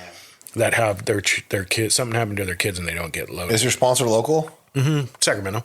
Okay. Your rehab experience, did it change for you? It did. I remember I got, my dad and my mom footed the bill for 30 days and I was like, I'm ready to, I don't think I should leave after 30 days. And so I begged them for an extra 30 days and they gave it to me. They gave me a God bed for an extra 30 days. Progress House did? Yeah. Okay. And so I got 60 days there. I got a sponsor by that point. I remember I got through up to step 9 in the house. While you were still there? Yeah. Yeah. I was doing writing and I was doing the work.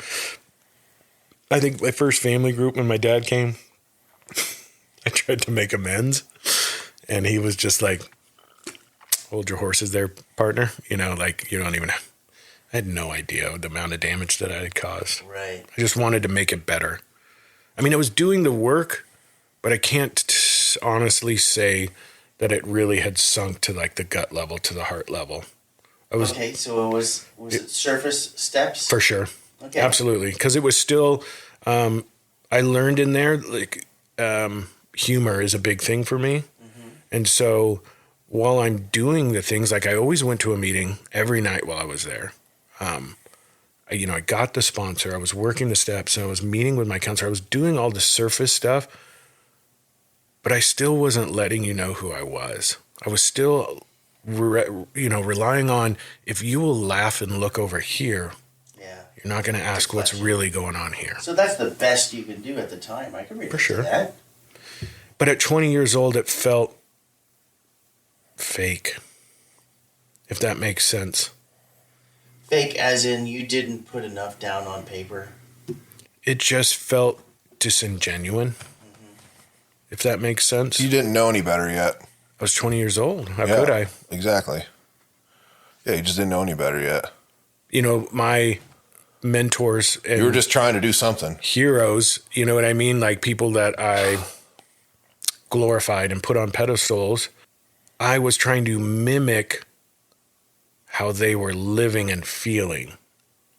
Gotcha. And so I'm acting it, but it's not resonating here. How could it? How could it, right? Well, it's fake it till you make it. Yeah. All right. But nobody ever said like, hey man, it's all right. Everybody does that. Yeah. You know what I mean? I got clean at 20. Did you? Yeah. I didn't know that. And I remember my first round of steps. And I remember not putting everything down, just enough, Yeah. right, to check boxes. And later looking back and going, yeah, that was really surface For sure. steps, but I wrote. Yeah. That was huge. Yeah. It was. Like, I mean, like, the reality is like I did the work. Yeah. I just didn't. I know. I'm so difficult to live with, man. I don't know if you know this about me, but I'm difficult to live with. Like, Are you saying that you are difficult to live with yourself? For sure. Because, I mean, again, I'm in this rehab, right? And so now I'm 60 days in. I can remember the shucking and jiving that I did when I was 18 in the room. So I know how to sound good. Yeah. I had a sponsor tell me once, like, dude, you're a pool shark in a bingo hall. You just change your settings. You know, I'm a pool shark in a bingo hall. I'm a wordsmith. I can bend words to my will. And I wish I had somebody that was just like, hey man, you're full of shit and it's all right. Whenever you decide to like poke your little head out, it's going to be all right. Yeah, I did have a few of those. Yeah, that wasn't funny at the time. No. But I look back now and I'm so grateful. Yeah. So let me ask you this. This is a 4-step question. What resentment did you carry for a very long time that you have overcome today? That was like resentment of the dad. We've talked about that, right? Yeah. Resentment of the mom. I'm still resentful at her. Yeah.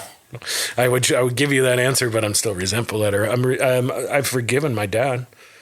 Yeah. 100%, because that man just wanted to find me a mom. That guy did what he thought was best for me in the moment, and he loved me completely and thoroughly. Yeah, we could tell by how you talk about him that there's a lot there. Yeah. It's a pretty dynamic. You know, I told him, I said, how come you don't ever hug me or kiss me? I don't think that you love me. And he said, is that it? And every day since then, the first thing we do when he sees me is he gives me a big hug and he kisses me on the lips. And I'm like, oh, it's gross, Dad. And he's like, but I mean, he was just like, is that it? Is that what it takes to love you? Yeah. And you couldn't have told me this when you were 13? No? No. No, I relate to that. Are any of those, so your mom is a resentment that's still active. Yeah. Have you written? Yeah. And processed with the sponsor? For sure. So you just haven't gotten there yet. It's just gotten deeper and deeper over time. As far as the stuff that I was resentful at in the beginning has changed now. Yeah. I've re-experienced it through having my own children and her being a grandma. So new stuff comes up. Yeah. Okay. New and fun. And I mean, like, she was getting loaded and wanted to be around my kids. And I was like, I'll never let you around my kids loaded. Like, you would put me in a passenger seat floorboard when I was a kid while you go cop in East Palo Alto. Mm-hmm. Tell me to cover my eyes and say chocolate milk when you think I came back. And you want to be around my kids? No way. And she took a drug test, falsified the results, convinced my grandparents that she was clean. And I wouldn't come around. And my grandparents were like all indignant and just like, hey, she's clean. And I'm like, these are fake. This is false. So I got my girlfriend at that time, my wife now, I got her mom to act like my mom, went to the place where she took the drug test, got them to release the results while her mom acted like my mom and said that I could have the real results, and then took them back to my mom in front of my grandparents and was like, she's lying. She's loaded. Wow. Like, the first time I did dope was out of my mom's purse. Like, I know where my mom keeps her stuff. I would find it in her bag. I gave it to my grandma one time, and she was like, what is this? I'm like, this is drugs. My grandma gave it back to my mom. So let me ask you, the knowledge that you have today, working the steps in the program, can you look at your mom today and have compassion for the addict? Like, she's definitely one of us. I'm saying that because it's personal, and can you detach? I'm sorry, I'm laughing. I feel what you're doing right now, and it's a fucking good question. It's a good question. Yeah. I mean, there's a lot of feelings there, right? Yeah. So even her being loaded is a form of abandonment. 100%. her drug over you, her addiction over you, do you have any sense of compassion for the addict? Up here, I do. Yeah. In here, it doesn't. hard. I want to. I mean, it's hard because I'm capable of it, but fuck that. I'm 22 years clean, and I want to tell you, I've forgiven my mom, but I don't. No, I want you to be authentic. Yeah. Like, I just did some writing not too long ago, and I finally came to a place of like, my mom never chose me. Everything I've done in my life, how I behave, how I act, how I cover myself up with lies, is all in an attempt to either minimize my stink or maximize my shine so that you just choose me. And your mom never did. Is she still getting loaded today? She drinks on occasion. I don't know. I don't really What know. else? I don't Yeah. know. I don't know anymore. Like, she got clean for 7 years. I think around that point. But Yeah. then, like, started taking dog tranquilizers and doing other things. And, Like, you know, when you say dog drink, you mean ketamine? I don't know what she took. She said she had restless leg syndrome and took some friend's dog tranquilizer, like, because she doesn't have any more meds for a restless. Like, again, it's just always been bullshit. Yeah. So I don't know, man. Like, Yeah. I just don't know anymore with her. I just don't feel safe with her, man, and it breaks my heart. Yeah. That's what I was gonna just point to is that feeling in there that keeps you from seeking some kind of compassion for the addict. Could be that broken heart. For sure, because I think I've vocalized it to you, and I've said it in meetings, is I would give anything to look at my mom and see her the way that I see the newcomer in a room, where I'm just like, it's gonna be all right. Yeah.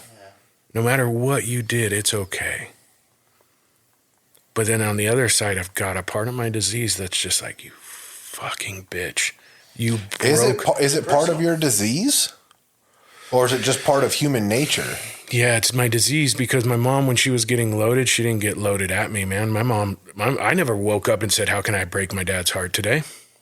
No. I just got loaded. So you feel as though your resentment towards your mother is disease, like rooted in disease? My disease personalizes it. My mom is an addict, and I should know that from my own experience, my mom never intended to hurt me. My mom is just stuck in her disease. That's the point I was asking. Yeah, I know. You knew where I was going. Yeah, it's just that my disease is really strong right now because it weaponizes it, right? Yeah. Victim. Yeah, I mean, I see it. Yeah, I guess it just seems like it would be just the inability to implement principles, not so much the disease itself. Because, like, I feel like, that's just my opinion. It feels like if your disease was active, it would look different. You know, like you're just not willing to or unable to practice the principle of compassion or love or willingness, or because it doesn't seem like that's just, you're damaged, you're hurt in that area, you know? Right. But here's the reality is that my disease looks like she abandoned you. She will hurt you, so I will now remove myself from the picture. Yeah, that makes sense. So I think it's because I'm taking care of myself, but here's the truth. I'm withholding my love to hurt you back. That's my disease. that sounds like disease, yeah, for sure. That's my disease, right? Is like it weaponizes it. It makes it personal, and my mom's never gotten loaded at me. It enables that the diseased type thinking enables you to build a case against her that prevents you from being able to practice the principles. Because here's the truth. I just want to be a loving son. I want to be a good son. Yeah. And I just won't engage with her to the point where it hurts her feelings. Yeah. And it doesn't make it okay. Here's one thing I've learned over the years is we do not have to participate in the toxic environment or behavior. We can Anywhere. We can appreciate our family. We can participate to the boundaries that we set. I know that I can have compassion. Like, I had a hard time with my dad. There's so much stuff packed into that bag of my relationship with my dad. But at the bottom line, I've learned that my dad was taught by his dad. And that misinformation passed down generationally. And the same goes for addiction. Yeah. And that behavior. is passed down, we don't actually have responsibility over that. Thank God for recovery, man. Yeah. So see where that whole process is coming. Like, I can forgive my dad. Yeah. I can realize that I wasn't the victim. Yeah. You know, what I do know now is that I'm not the problem. I wasn't the problem as a little kid. Yeah. Which I was told I was. Your mom acted out where she's at in her addiction, and if we today, what we know now, the knowledge that we have, that your mom was a drug addict. Yeah. Yeah. And it had nothing to do with me. No. So what I can say to you is, can you treat her like a newcomer or like a sponsee? I'm trying. Yeah. So the other day, I came to the realization, like, I feel very strongly about what kind of father I am. I think I'm a good dad. And I would never be the kind of dad I am if it wasn't for the mistakes of my mom. Yeah. Do you ever have, I guess it's a question directed at you, but I'll also speak for myself at the same time. Like, I experience regularly diseased thinking that causes me to build a case against people. Like, even in the relationship that I'm participating in right now, like, I will have a feeling and I'm scared, and all of a sudden my disease is like, she does this and she does that, and that won't work, and this is gonna happen over here. But really what it is I'm scared that I'm gonna get hurt. I'm scared I'm gonna get hurt, so my disease is telling me that she's no good. Yeah. And all these things. I was talking to her about it yesterday because like, sometimes I'm not able to act according to reality, and my energy switches, and it can affect the dynamic between me and her. And so we talk about that kind of stuff, you know, but I know that it's my disease. So I'm able to, like, okay, that's bullshit. And I'm not going to allow that to cause me to treat her differently, you know? Right. And so when Kevin asks you, like, are you able to treat her like a newcomer? Do you think you're capable of having those feelings and those thoughts and still, because you can have those feelings and those thoughts and still treat her like a newcomer? I think that's probably the way to get past the feelings and the thoughts too. Because if you can act as if and do that, knowing that, like, that has nothing to do with me, and she's a person, she's a newcomer, eventually you would probably stop, you know, or lessen or whatever, you know. It might be a little bit of a way to bridge into, like, finding the compassion and the acceptance. And Yeah, 100%. Like, my sponsor tells me all the time, what does water do when it comes to the rock? It doesn't get mad at the rock when the rock's in the way. It just goes around. Like, my mom... That's good. I heard that. I like that. My mom does what she does. As a result, I experience some sort of feelings. When I experience feelings, my disease fires up and starts playing around this tape in my head, and I start having totally insane thoughts, right? Like, she's doing this because she doesn't love you. And that thought is playing because I had a feeling of, I feel sad that my mom's not doing well. So where I get the control is I get the ability, what I want to be is to acknowledge that I have those feelings, recognize that what I call my disease is Herkimer Hermoka. I don't know if you've seen Congo, but watch it and you'll know who he is. He's just a bullshitter. He just wants to keep me safe, even though the tools are really bad. The truth is that he tells me crazy stuff, and I can not engage in those thoughts, recognize that feelings aren't facts, and just be around my mom and be a good son. This is where I would tell you to practice the 2-foot drop. Get out of your head. Yeah. It's a bad neighborhood. For sure. And in your heart, do you feel that your mom... You already said it. Your mom's she's not getting loaded at you. Yeah. So, moving on. I mean, that's all good stuff about your mom and your dad. Yeah, thanks for sharing all that shit, man. That's pretty heavy. You know? It is, right? But so there was some resentments and then some reservations. And so what about fears? So tell us about one of your biggest fears in early recovery? And then we want to know like a fear you have today. Or is it the same one? When you first got clean, you were 20, did you have a fear like, I'm never going to have fun? Or a fear, like, for a lot of us, when we first get clean, we have these, like, this isn't going to work. Like, minute fears that are, like, seem so big at the time. And then you look back now, it's like, oh my God, really? I think my if I had like a greatest hits of fears, yeah. My biggest fear then and now is still always, you're going to find out who I am. I've heard you share about that before. So even today, you don't feel that you're authentic?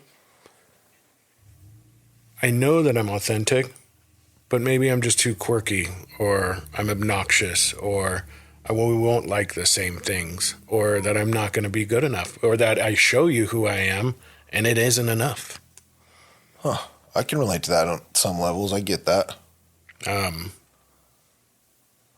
I struggle a lot with fear of failure sandwiched in between fear of success.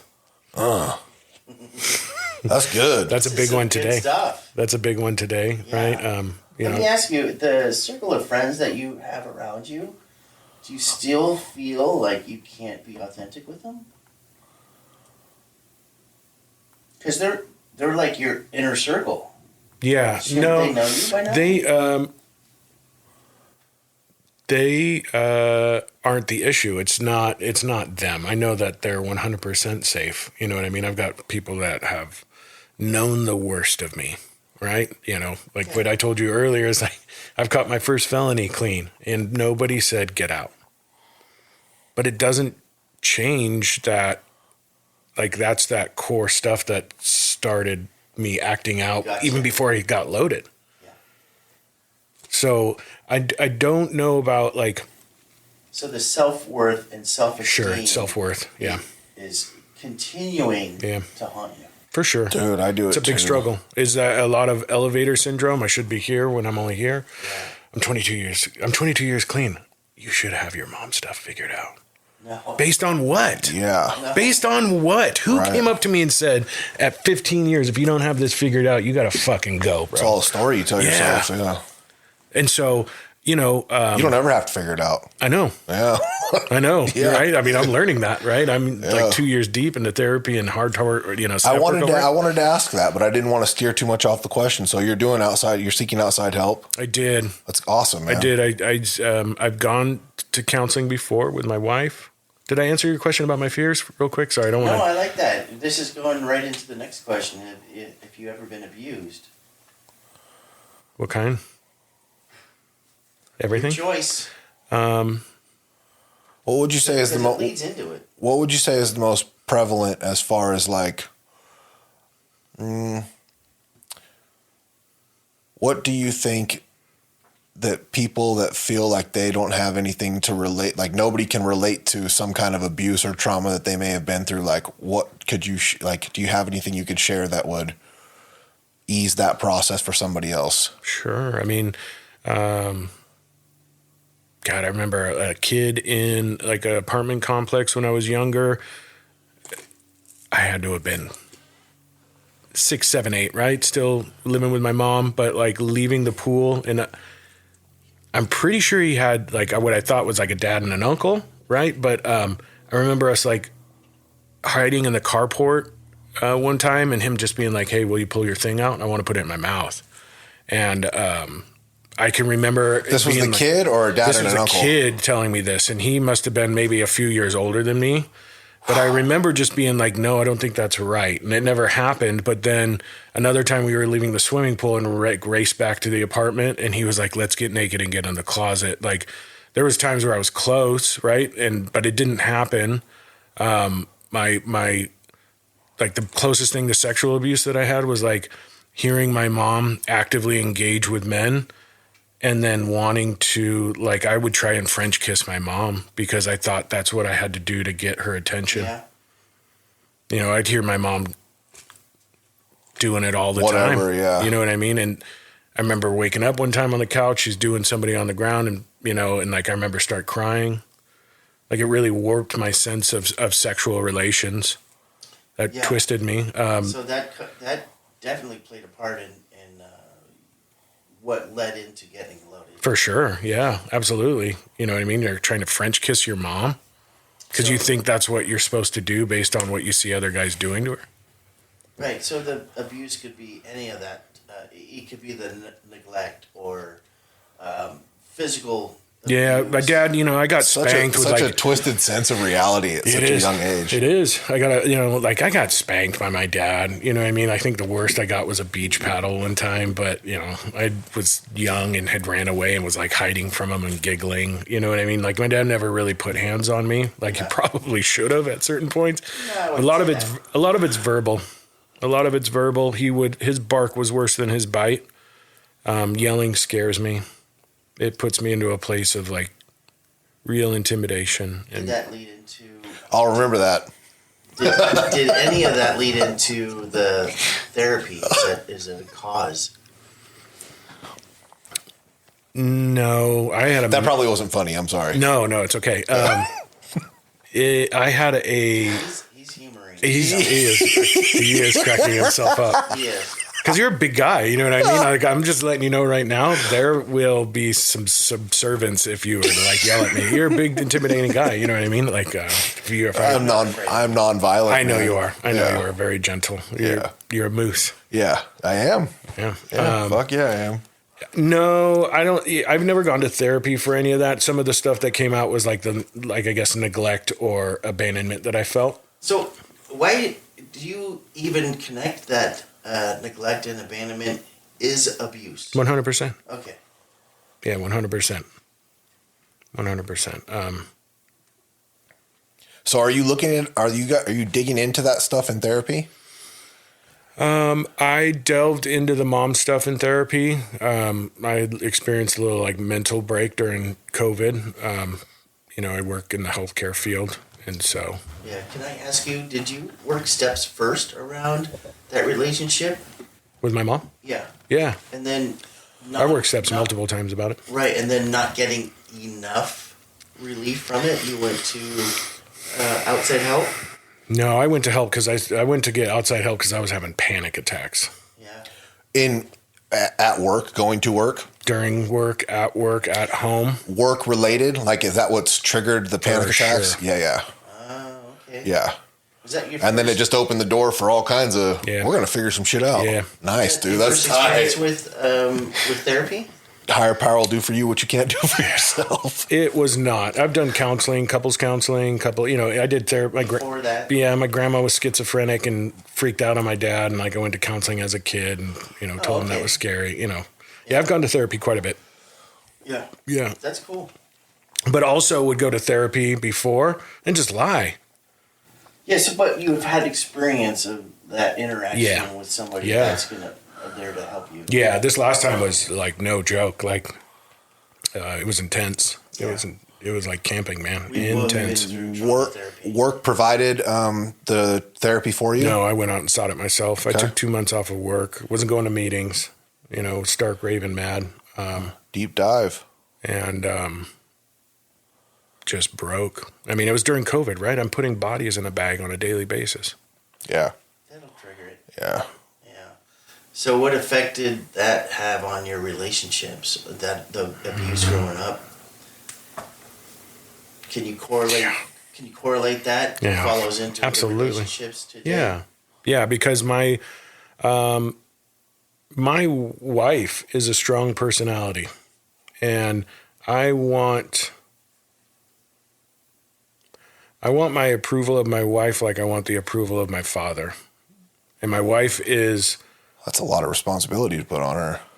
Fuck. I didn't say it was right. Yeah. But... Yeah, that's heavy, dog. My wife is a strong, independent woman, man, and she is feisty. She is feisty. She's 5'2", and she scares the shit out of me. You know what I mean? Like, but she's been... I like her. She's raised rough. She's never known her dad. You know what I mean? Like her mom broke our truck window out the night that our second son was born. because we wouldn't allow her in to see the baby. Like, she has been, That's her own story. she was raised on her own. So she's a little rough around the edges, and she's done a lot of work, but That's how I like I created a unhealthy relationship with my wife based on being manipulative and deceitful, so that way she wouldn't be mad with me, because I just didn't want to disappoint her the same way I didn't want to disappoint my dad. Can you break that down a little bit for me? I'm not sure that I followed that. So I would lie or cover up or minimize finances, how I'm living to my dad, because I just don't want him to yell at me. And then you carried it to your wife. And then it's that relationship, that behavior certainly carried over into my relationship with my wife, for sure. Absolutely. Because she's, my nickname for her when she was in early recovery was Saint Anger. Like, she was feisty, man. So like you talked on earlier, like it was just you and your dad. And then, so transition into a relationship, she kind of filled that role, like you're saying.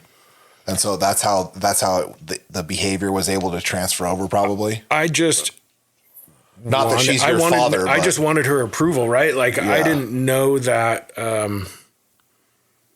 she would be mean sometimes, and it would hurt my feelings, but then I would not be my authentic, true self, right? I would still want to pretty it up, so that way I didn't disappoint her. And that carried on for a number of years. It carried on till today. I mean, it's still there. So you hide character defects. For sure. Okay. That's to believe me, believe it or not, but that's common. That knife cut deep. This is good, dude. Yeah. This is good. I'm really enjoying this episode. This is great. This is great. Not because very uncomfortable right now. Yeah. Well, I'm just saying, like, it's good shit. Yeah. The transparency. Yeah, it's great, man. And all this leads into getting loaded. So tell us about one of your biggest fears today. Like your kids. You talked about that. I want to be a bad dad. Yeah. I'm afraid of being a bad dad. Does that have anything to do with how you resented your dad? For sure. Okay. For sure. So we carry a lot of shit from our childhood into today. It's hard to even identify it all. It's unhealthy. I am affected in ways that I don't even understand. And I only know that it's childhood shit because of the work that I've done to uncover some childhood shit. And I see how that was affecting me. And now I'm like, I'll have feelings and I'm triggered and I'm like, what in the fuck? I'm like, oh, it's kid shit, dude. Mm-hmm. Yeah. All I know is it's kid shit, but I don't even know how to tie it to anything. Yeah. Hey, listen, so we're so fortunate today, especially because we're in the program, especially because it's been okay, or we have been given permission, so to speak, about seeking outside help, and we're getting therapy, and we're learning all this stuff about ourselves. And if we put ourselves in our parents' shoes, because this is like the generation gap, that our parents didn't have any of these resources. They couldn't identify the fact that generational trauma was passed down, just like racism was passed down, bigotry's passed down, women's places in the kitchen, all that shit. We're at the generation where we're changing things. Fuck yeah, that's what I was saying earlier. Thank God for recovery, dude. Yeah. Do you have consequences of your past that you're living with today? No, like I don't have anything. Like I didn't, I was terrified of needles, so I was never shooting up anything. And I say that as a caveat, like yet, because the truth is, like here's a reservation I had as a result of becoming a nurse. I start IVs all the time. And I'm like, I get big bags of morphine. I'm like, dude, if I ever go back out, I will start an IV and have instant access and don't have to poke myself over and over. There's a reservation. Yikes. It's a thought. I don't want to say like it's a reservation, but it's like, I mean, that was like a new superpower unlocked that I didn't know that I had. So consequences, I mean, like I caught a felony clean, right? Like, I mean, like that's all fallen off my record. I don't have any kind of health issues. I mean, poor eating and poor diet as a result of, lifelong, like trying to change that way that I feel with food has led to me being diagnosed with diabetes. But so that's a heavy consequence. For sure. Yeah. Yeah. I mean, that's common for a lot of us. We seek that change the way we feel with food. It's an easy, acceptable form of changing the way we feel. 100%. Yeah. Like I hammer a sleeve of Entenmann's donuts like it's a big bag of dope. I mean, my dad would. Big bag of dope. My dad would come home. Like when I went to nursing school, I lived with my dad, and he would say, "I know what kind of day you had based on how many donuts were left in the box." All right.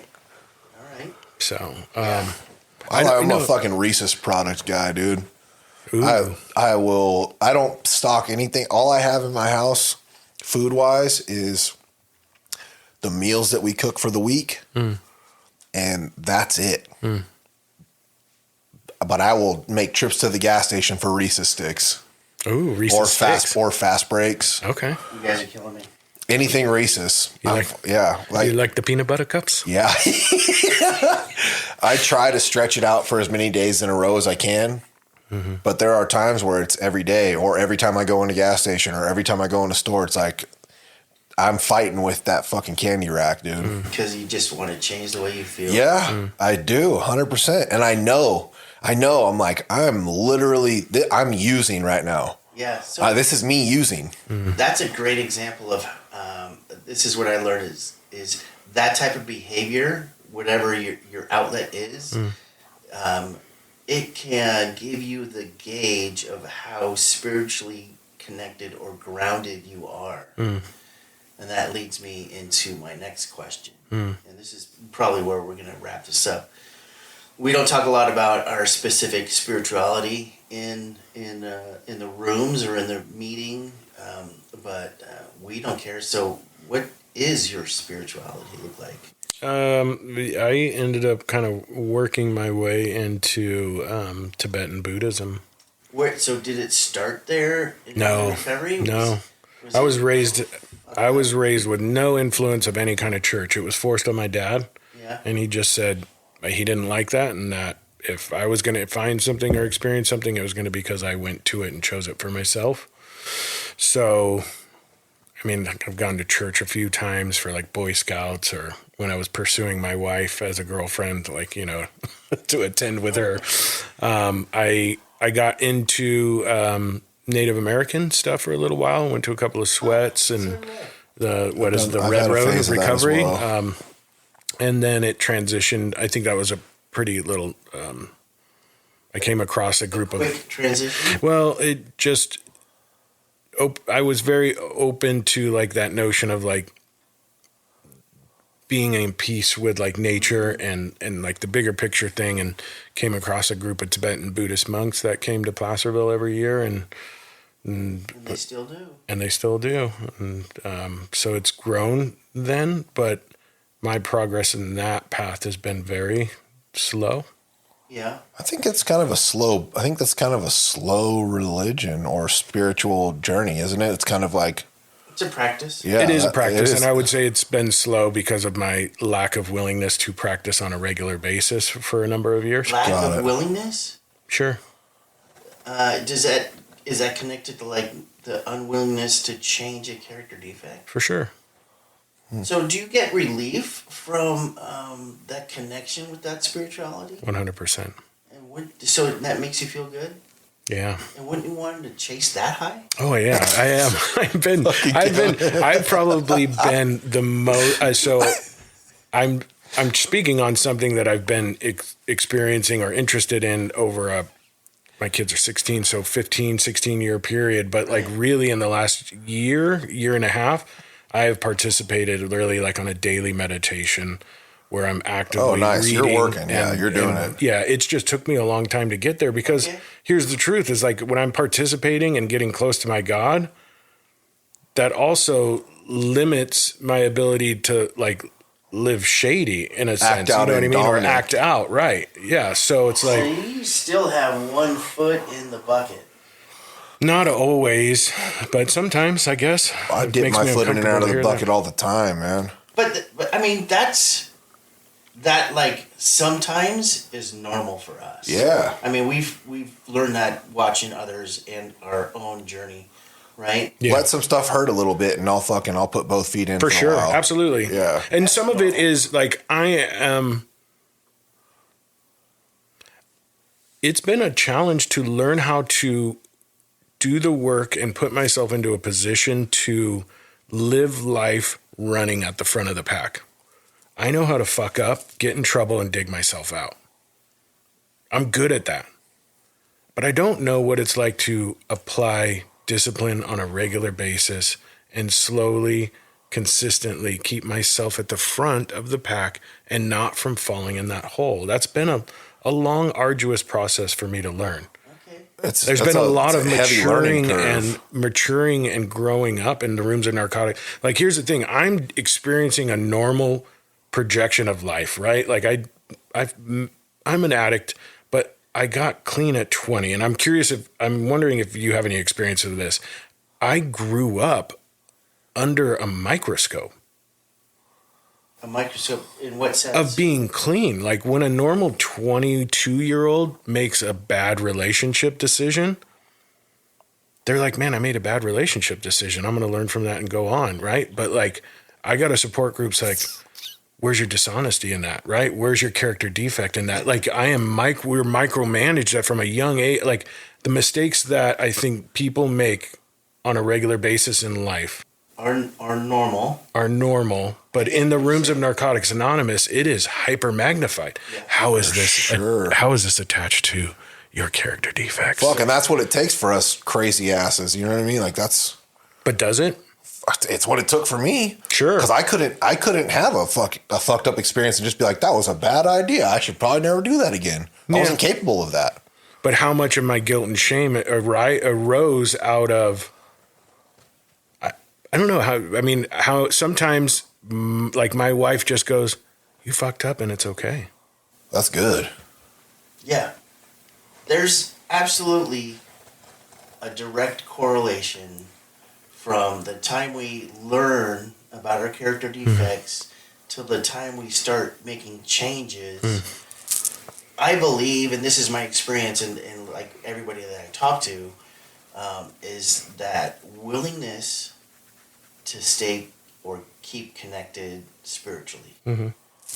Because I have found that the practice of spiritual principles calibrates my moral compass. For sure. I think there's a progression, because the more work that we do, the more work that I do, the less frequently I have to have someone point out, where's your integrity? Where's your, what's your part? But I had to get taught that, so growing up under that, I understand what you're saying, but it's a necessity to me, No, it is, but I think I've operated under, so like my sponsor very recently, like I made a mistake with my wife. I was dishonest about some financial stuff. And he said to me, you did something wrong. You are not wrong. Right? Where when I make a mistake, I take it back to my initial belief of myself, like my core root stuff, which is I am wrong. Yeah. And I am the problem. And I'm the problem. I wish I would have known this so long ago, because it made it so much more freeing to be like, it makes me a lot more open and amenable to going, I made a mistake. Yeah. This is where I didn't practice this principle. And this is what I'm willing to do to make it better. Right? You know what I mean? Yeah. Instead, operating under the belief that I'm broken and there's something wrong with me, what's the point? I'm just going to hustle my way out of it because I got to keep the shine on or else you're going to leave me. Yeah. Like, I just wish I knew that younger in recovery, because sometimes I think that recovery is a double-edged sword. And I heard in the meeting last night, not everyone has your best interests at heart in the rooms of Narcotics Anonymous. I believe that there are phenomenal, great people, but I've experienced a relationship with a sponsor where... Yeah, everybody's not good, dude. It was... In my belief, I outgrew him, right? And I needed something different. And doing that wasn't okay. And there was a lot of questions about, well, what are you doing? And how are you taking care of yourself? Let's point this out right away. We're talking about an opinion. For sure. Yeah, that's it. Yeah. Yeah. So but obviously, at a young age, I'm very influenced by opinions, yeah. people that hold some weight in my life. So you've got a little bit of a resentment to your early phases of recovery. I just wish that I would have known what I know now then. But could you have known that stuff now if you hadn't gone through those things? Not at all. Not at all. Yeah, I'm completely where I'm at now. Yeah. And it was something that I was telling Kevin about before we met today was like, I needed to experience, because I had to take a break away from NA for a while, and I had to recalibrate and refocus on what role Narcotics Anonymous has in my life. He did that, I think, well, I believe, I'm not trying to speak for Kevin, but I think there was a phase of his life where he stepped away too, you know? I don't know if it was intentional. Like It was. I was like, dude, NA's a cult. NA's a cult. I mean, it's a good cult, but it's a cult nonetheless. I mean, I was Still just feel that way? not at all. Part of me, sure, yeah. No. I just gave you an maybe a little answer bit. without stopping to think about what my real answer was. I do think that there's parts of it, but it's a good thing. Like the repetitiveness, the hand holding, the synchronimity of us all talking together at the end in a very chanting way. But the difference is like there's not one individual getting financial or sexual gain out of Narcotics Anonymous. You know what I mean? But I think I find so much importance in that little stuff. Like it could feel that way, but my perspective on it has shifted over time because it keeps us connected, and the unity of the fellowship as a whole is what makes it work, you know? I agree. And it's great. And it's exactly what I needed when I was first getting clean. But I'd be quicker to say if somebody was like, I don't really want to do NA, before I'd be like, you're going to get loaded. Yeah. Because that's the only way I could think about yeah. it. Today I'd go, what does that look like for you? Yeah, it might not be for you. What is it you are willing to put in its place? There's two things right there. There's perception and opinion. Yeah. Yeah. So if we could separate perception and opinion, we can have an actual conversation about NA is not for everyone. Sure. Can you For sure. can you elaborate on what you see as perception, what you see as opinion, and how you would separate them? Can you? Opinion would be something that I would hear Dom say that would want to change my belief to see it his way. His perception would be, it's just how I see it, and that it's okay for you to have your own perception and me my own. Yes. It's like it like gives us space to be ourselves, and an opinion doesn't give us that. This is how I see the fact, not a perception of like, maybe it's my way or your way. Yeah. That's kind of a broad sense, but that's how I see it. Thank you for breaking that down. Yeah. So, to be clear, your opinion is that NA is a little cultish. At times, yeah. But I'm good with it. Here's the thing. If Yeah, it you is, chose to come back. sign me up. You know what I Yeah. mean? Yeah. Like, if it is, sign me up. Let's look at the definition of a cult. I've already have. And the difference is that there's not a pinnacle or primary individual who gains sexual or financial gains. I love that. So minus that specific aspect, you would say that they kind of run a little bit parallel. I think there is, right? Like, I think that there is something important about groupthink and hive mind. Like, one day at a time, it works if you work it. Like, So what you're saying is you think it could be perceived as cultish, and maybe you do. However, you see the importance of those cultish-like activities and the role that they play in the fellowship progressing and for people sure. staying clean. Before Okay, cool. I had that, when I had that opinion, it was I couldn't participate in Narcotics Anonymous the way that I did in early recovery. Life had changed for me at that point, Yeah. and so my things in my life were more important: education, starting a career, my children, coaching them in sports. It just. And I felt like I was cheating in Narcotics Anonymous. I felt like a fraud. I felt fraudulent. And so what I realized in my time away was that there were things and tools that I picked up in Narcotics Anonymous willingly. This is on me. I willingly picked this stuff up and took it on and made it a core belief without knowing what this might look like. I didn't make a pros and cons list. I didn't say, how will this look and how will this affect you 15 years down the line? I just said, this looks shiny and helpful, let me grab it. This looks shiny and helpful, let me grab it. Incorporated it into self.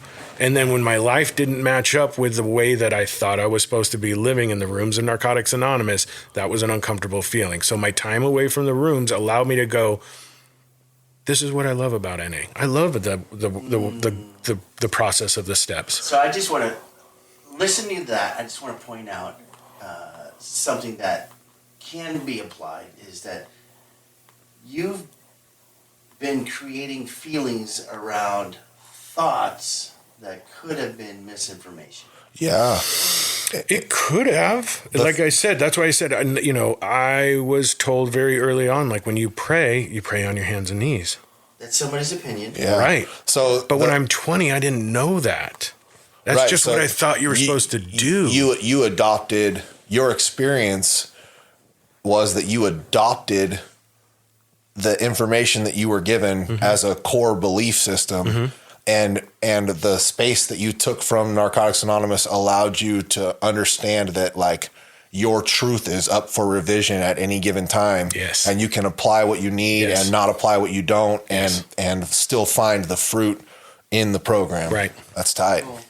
Yeah. I needed some time to realize while something may be phenomenal and great that's said in the rooms of Narcotics Anonymous, it doesn't mean that I have to take it on and make it and assimilate it. Yeah. And I just didn't know that through my own ignorance, through my character defects, through my unwillingness to look at what's my truth and, versus not my truth. Like, if I'm so worried and I want you to like me and you give me a suggestion, how could I ever tell you, I don't know if that works for me, Josh, but thank you so much for sharing that with me. Yeah, or that's a good Kevin, I answer. appreciate your feedback. I don't know if I necessarily agree with that, but I'm willing to take a look at that today. So what I'm hearing is that it's not a Narcotics Anonymous thing. It's a Dominic thing. For sure. Yeah. Yeah. That's tight, dude. Cool. Yeah. Yeah. Cool. I mean, in a long way around. Roundabout? Roundabout way. I mean, I just think that everybody's experience in NA is different, and I don't have to be right anymore. Yeah, and it should be because everybody's life experience is different. Yeah. So that last point I'll get before we shut this down is recently there's been a discussion about the fact that NA's base was from AA and AA is from the 50s and the times are changing, people are changing, the world is changing, but it seems like, and this has been people's perceptions, is that NA and AA is not catching up with us, and a lot of it has to do with technology. A lot of it has to do with the permissions that we're getting now to seek outside help and everything else that comes along with progress. It seems odd that would even be a discussion as the fellowship is growing exponentially and reaching more and more people than it ever has. So how is it that we aren't catching up with technology? Yeah. We aren't. We are translating into all these different languages. We're using Zoom. We're Zooming everywhere. Different fellowships have Venmo, PayPal, Cash App for Seventh Traditions. Absolutely. Yeah. Absolutely. We're still a little bit behind the times. In what way? If you have people identifying as they, them, and this is just one example, and this is like what's current because it's been locally, it's been current in our conference agenda report and how we see things. We haven't been able to get this information out to the rest of the world. We still have different cultures to see, and so there's tons of this world that doesn't will never buy into this. There's places in this because world, of how they identify. just because of the culture. Yeah, because in some cultures, it's not a disease; it's a moral deficiency. Got it. Can you guys give me an example of what that is? I was Like not a moral deficiency, but where or culture. Yeah, I was on a Zoom meeting in Iran, sharing a Zoom meeting in Iran. They did not allow the women to share. The women could participate, like be on camera or whatever. I don't even know if they could be on camera. Anyways, the women couldn't share in the meeting. So that's not a Narcotics Anonymous issue. That's a that area issue. Cultural issue. Yeah, that doesn't have anything to do with us. We actually something came up with that too, and Narcotics Anonymous approached some members of a different culture, approached the women there, and they got to start a women's. Oh, Zoom meeting. that's awesome. Yeah, so it's catching up. Sure. Right. Yeah. Sounds like Narcotics Anonymous was in the fucking solution. And that, you know what I'm saying? We're getting there. Yeah. We're getting there. How do you feel about it now? What, are you? I defend Narcotics Anonymous. Like this is all it is for me. You know what I mean? Yeah, I've got nothing against it either. Yeah. No. Yeah. It's a life-saving program, right? I see all the stuff you're talking about, and I'm at peace with. I'm like, you know, Yeah. I have to be. Absolutely. It's the only fucking thing that works for me. You know, I have to. Yeah. I just I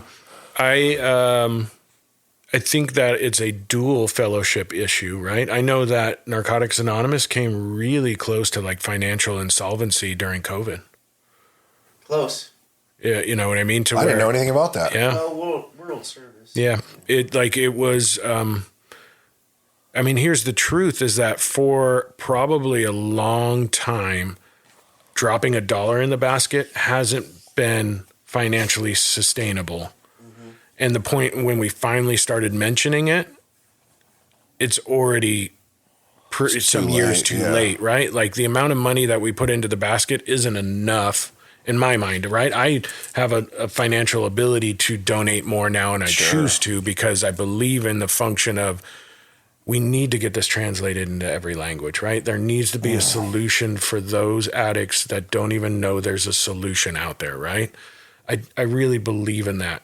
If it needs to come through it in new literature where it says we or they, I'm open to that too, because how can we give this message? Our common welfare. Right? Yeah, I just put together a tradition step study in where I'm at, where I live, and we were in tradition 1 last night, and all of those things are like, that's very prevalent in step 1. Like our common welfare should come first, you know, and how do we do that? Did I say tradition 1? Yeah. Yeah. Yeah. And like, let's roll the tape back. And we all as review the value of each of us as individuals participating in that. Like it takes you being like, you know what? I got a pretty good life, and I can spare $5 or $10 for this meeting because I only went to 2 meetings this week, and this meeting's going to get $10 from me.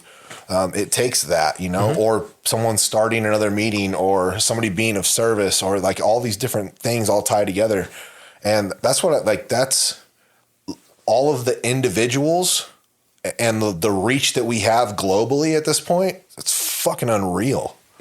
Pretty cool. Yeah, it's nuts. It's phenomenal. Yeah, but it's crazy. still not enough. We'll get there. Yeah, well, but here's I believe in it too. Will it ever be enough? Yeah, absolutely. Yeah. When do you reach the point of enough with people getting loaded? Like we're never going to stop it from happening. We're talking about like the mechanics of Narcotics Anonymous and its stability. But will there is a cap. You mean the stability of like world services staying afloat? Oh yeah, as a structure. Yeah. Yeah, sure. Yeah, that makes sense. Like how huge? So Zoom doesn't necessarily work for me. That's my opinion. Doesn't work for me either. I get really distracted and I have a hard time participating. But I can't even count how many people it saved other people's lives and become a permanent part of their daily, program. And it's permanent part of Narcotics Anonymous. And how many meetings does that open up for the people where, I mean, our fellowship was, when it started, we couldn't meet legally. There's still countries where you cannot meet as Narcotics Anonymous because it's illegal. You sure can fucking Zoom, though. You can Zoom, though. Mm-hmm. So, I mean, we'll get there for sure. And it'll take, here's my, it'll keep changing, though, because as we evolve, we're always going to be a step behind as society changes. Can I bounce a question off of you then, Yes. in the same vein as somebody with 36 years, right? 7. Yeah. 37. It's full. Yeah, he's like 75 or 80 or something like that. Yes. Just answer or ask your fucking question. Well, I mean, you're closer to the beginning, right? So your experience in early recovery looks differently than mine. You were surrounded, and especially in the Bay Area, by around some really heavy hitters. True.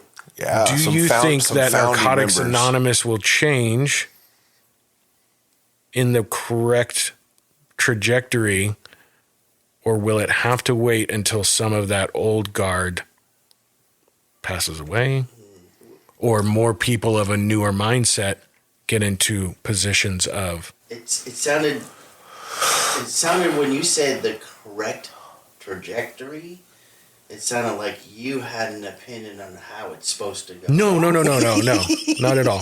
Okay, because correct trajectory would be however way our collective higher powers want it. Agreed. I see what the question is, because there's like old timers tend to have Opinions. serious one. This is the way it is. Is that what you're getting at? Well, yeah, I mean, like today, how many people, like we were in a meeting last week with a newcomer, and I don't think anybody said work the steps or die, motherfucker. But that was a common phrase.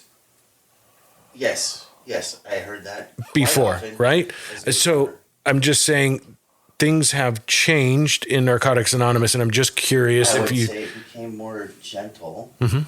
more based on spiritual principles and practicing them, like our DAS meeting is daily Mm-hmm. application of spiritual principles. I believe that has become the forefront. So, Mm-hmm.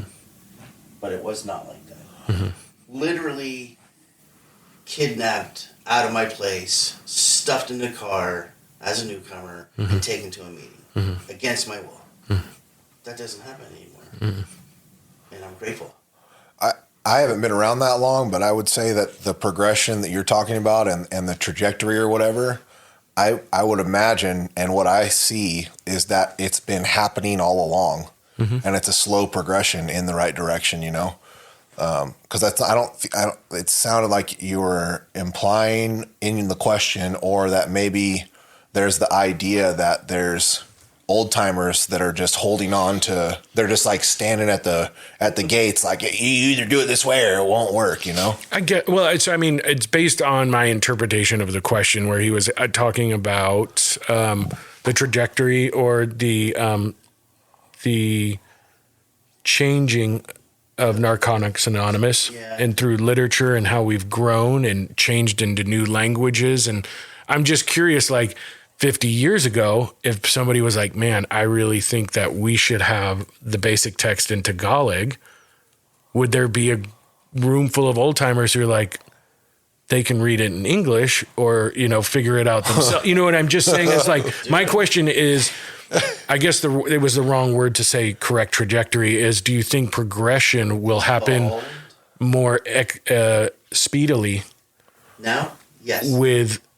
Now. As there's a generational change? Yes. Yes. Yeah, sure. Yes. I mean, Sure. the old way of thinking is far outnumbered at this point. Sure. Yeah. No, my first. I was introduced to Narcotics Anonymous in '83, and either they just came out with the basic text, or it wasn't out, and we were using the Little White Book, and the people in that culture. For example, that one of the first meetings that I went to on the outside after rehab, there was an old guy, a shot caller, literally a shot caller, that ran the meeting, and he had 2 goons on the side of the stage, one on each side, and if you got out of line, he would send one of the goons out, to keep you in line. That's a true story. We went to a. It's a good question to ask somebody with that amount of time. You know, like I went to a sponsorship family fucking dinner thing. Yeah. And like it. There was a art like his great grand sponsor is one person removed from Jimmy K. Is that the Like Jimmy was their sponsor? Yeah, he's like 5 people away from like the founder, you know. And it was like there's a lot of fucking time in there, you know, a lot of time and a lot of experience. It was interesting to see that, you know, because what makes me think of that is I can see the progression generationally in that room. I'm like watching everybody talk and how they're moving and like the feelings that like it's clearly defined as like that guy. You can see it in their true. Yeah. Generational, like they had this personality for this time period, and then it really softens and gets more inviting, and because they're crotchety old timers. Yeah. Yeah. Anyways, we really appreciate you coming out. Yeah. Thanks for having me. I really appreciate it. Yeah. This was it's a long one. Is it? Yeah. Yeah, but we're 2 hours. Yeah. 2.5 hours. Okay, it was good, man. I love you too. Thanks for having me. I was really, really, really grateful for the opportunity to do this. And thanks for coming, man. That's good. And I don't think that NA is a cult. I think it's a cult, but it's a good cult. We worked it out of him. Yeah. Keep coming.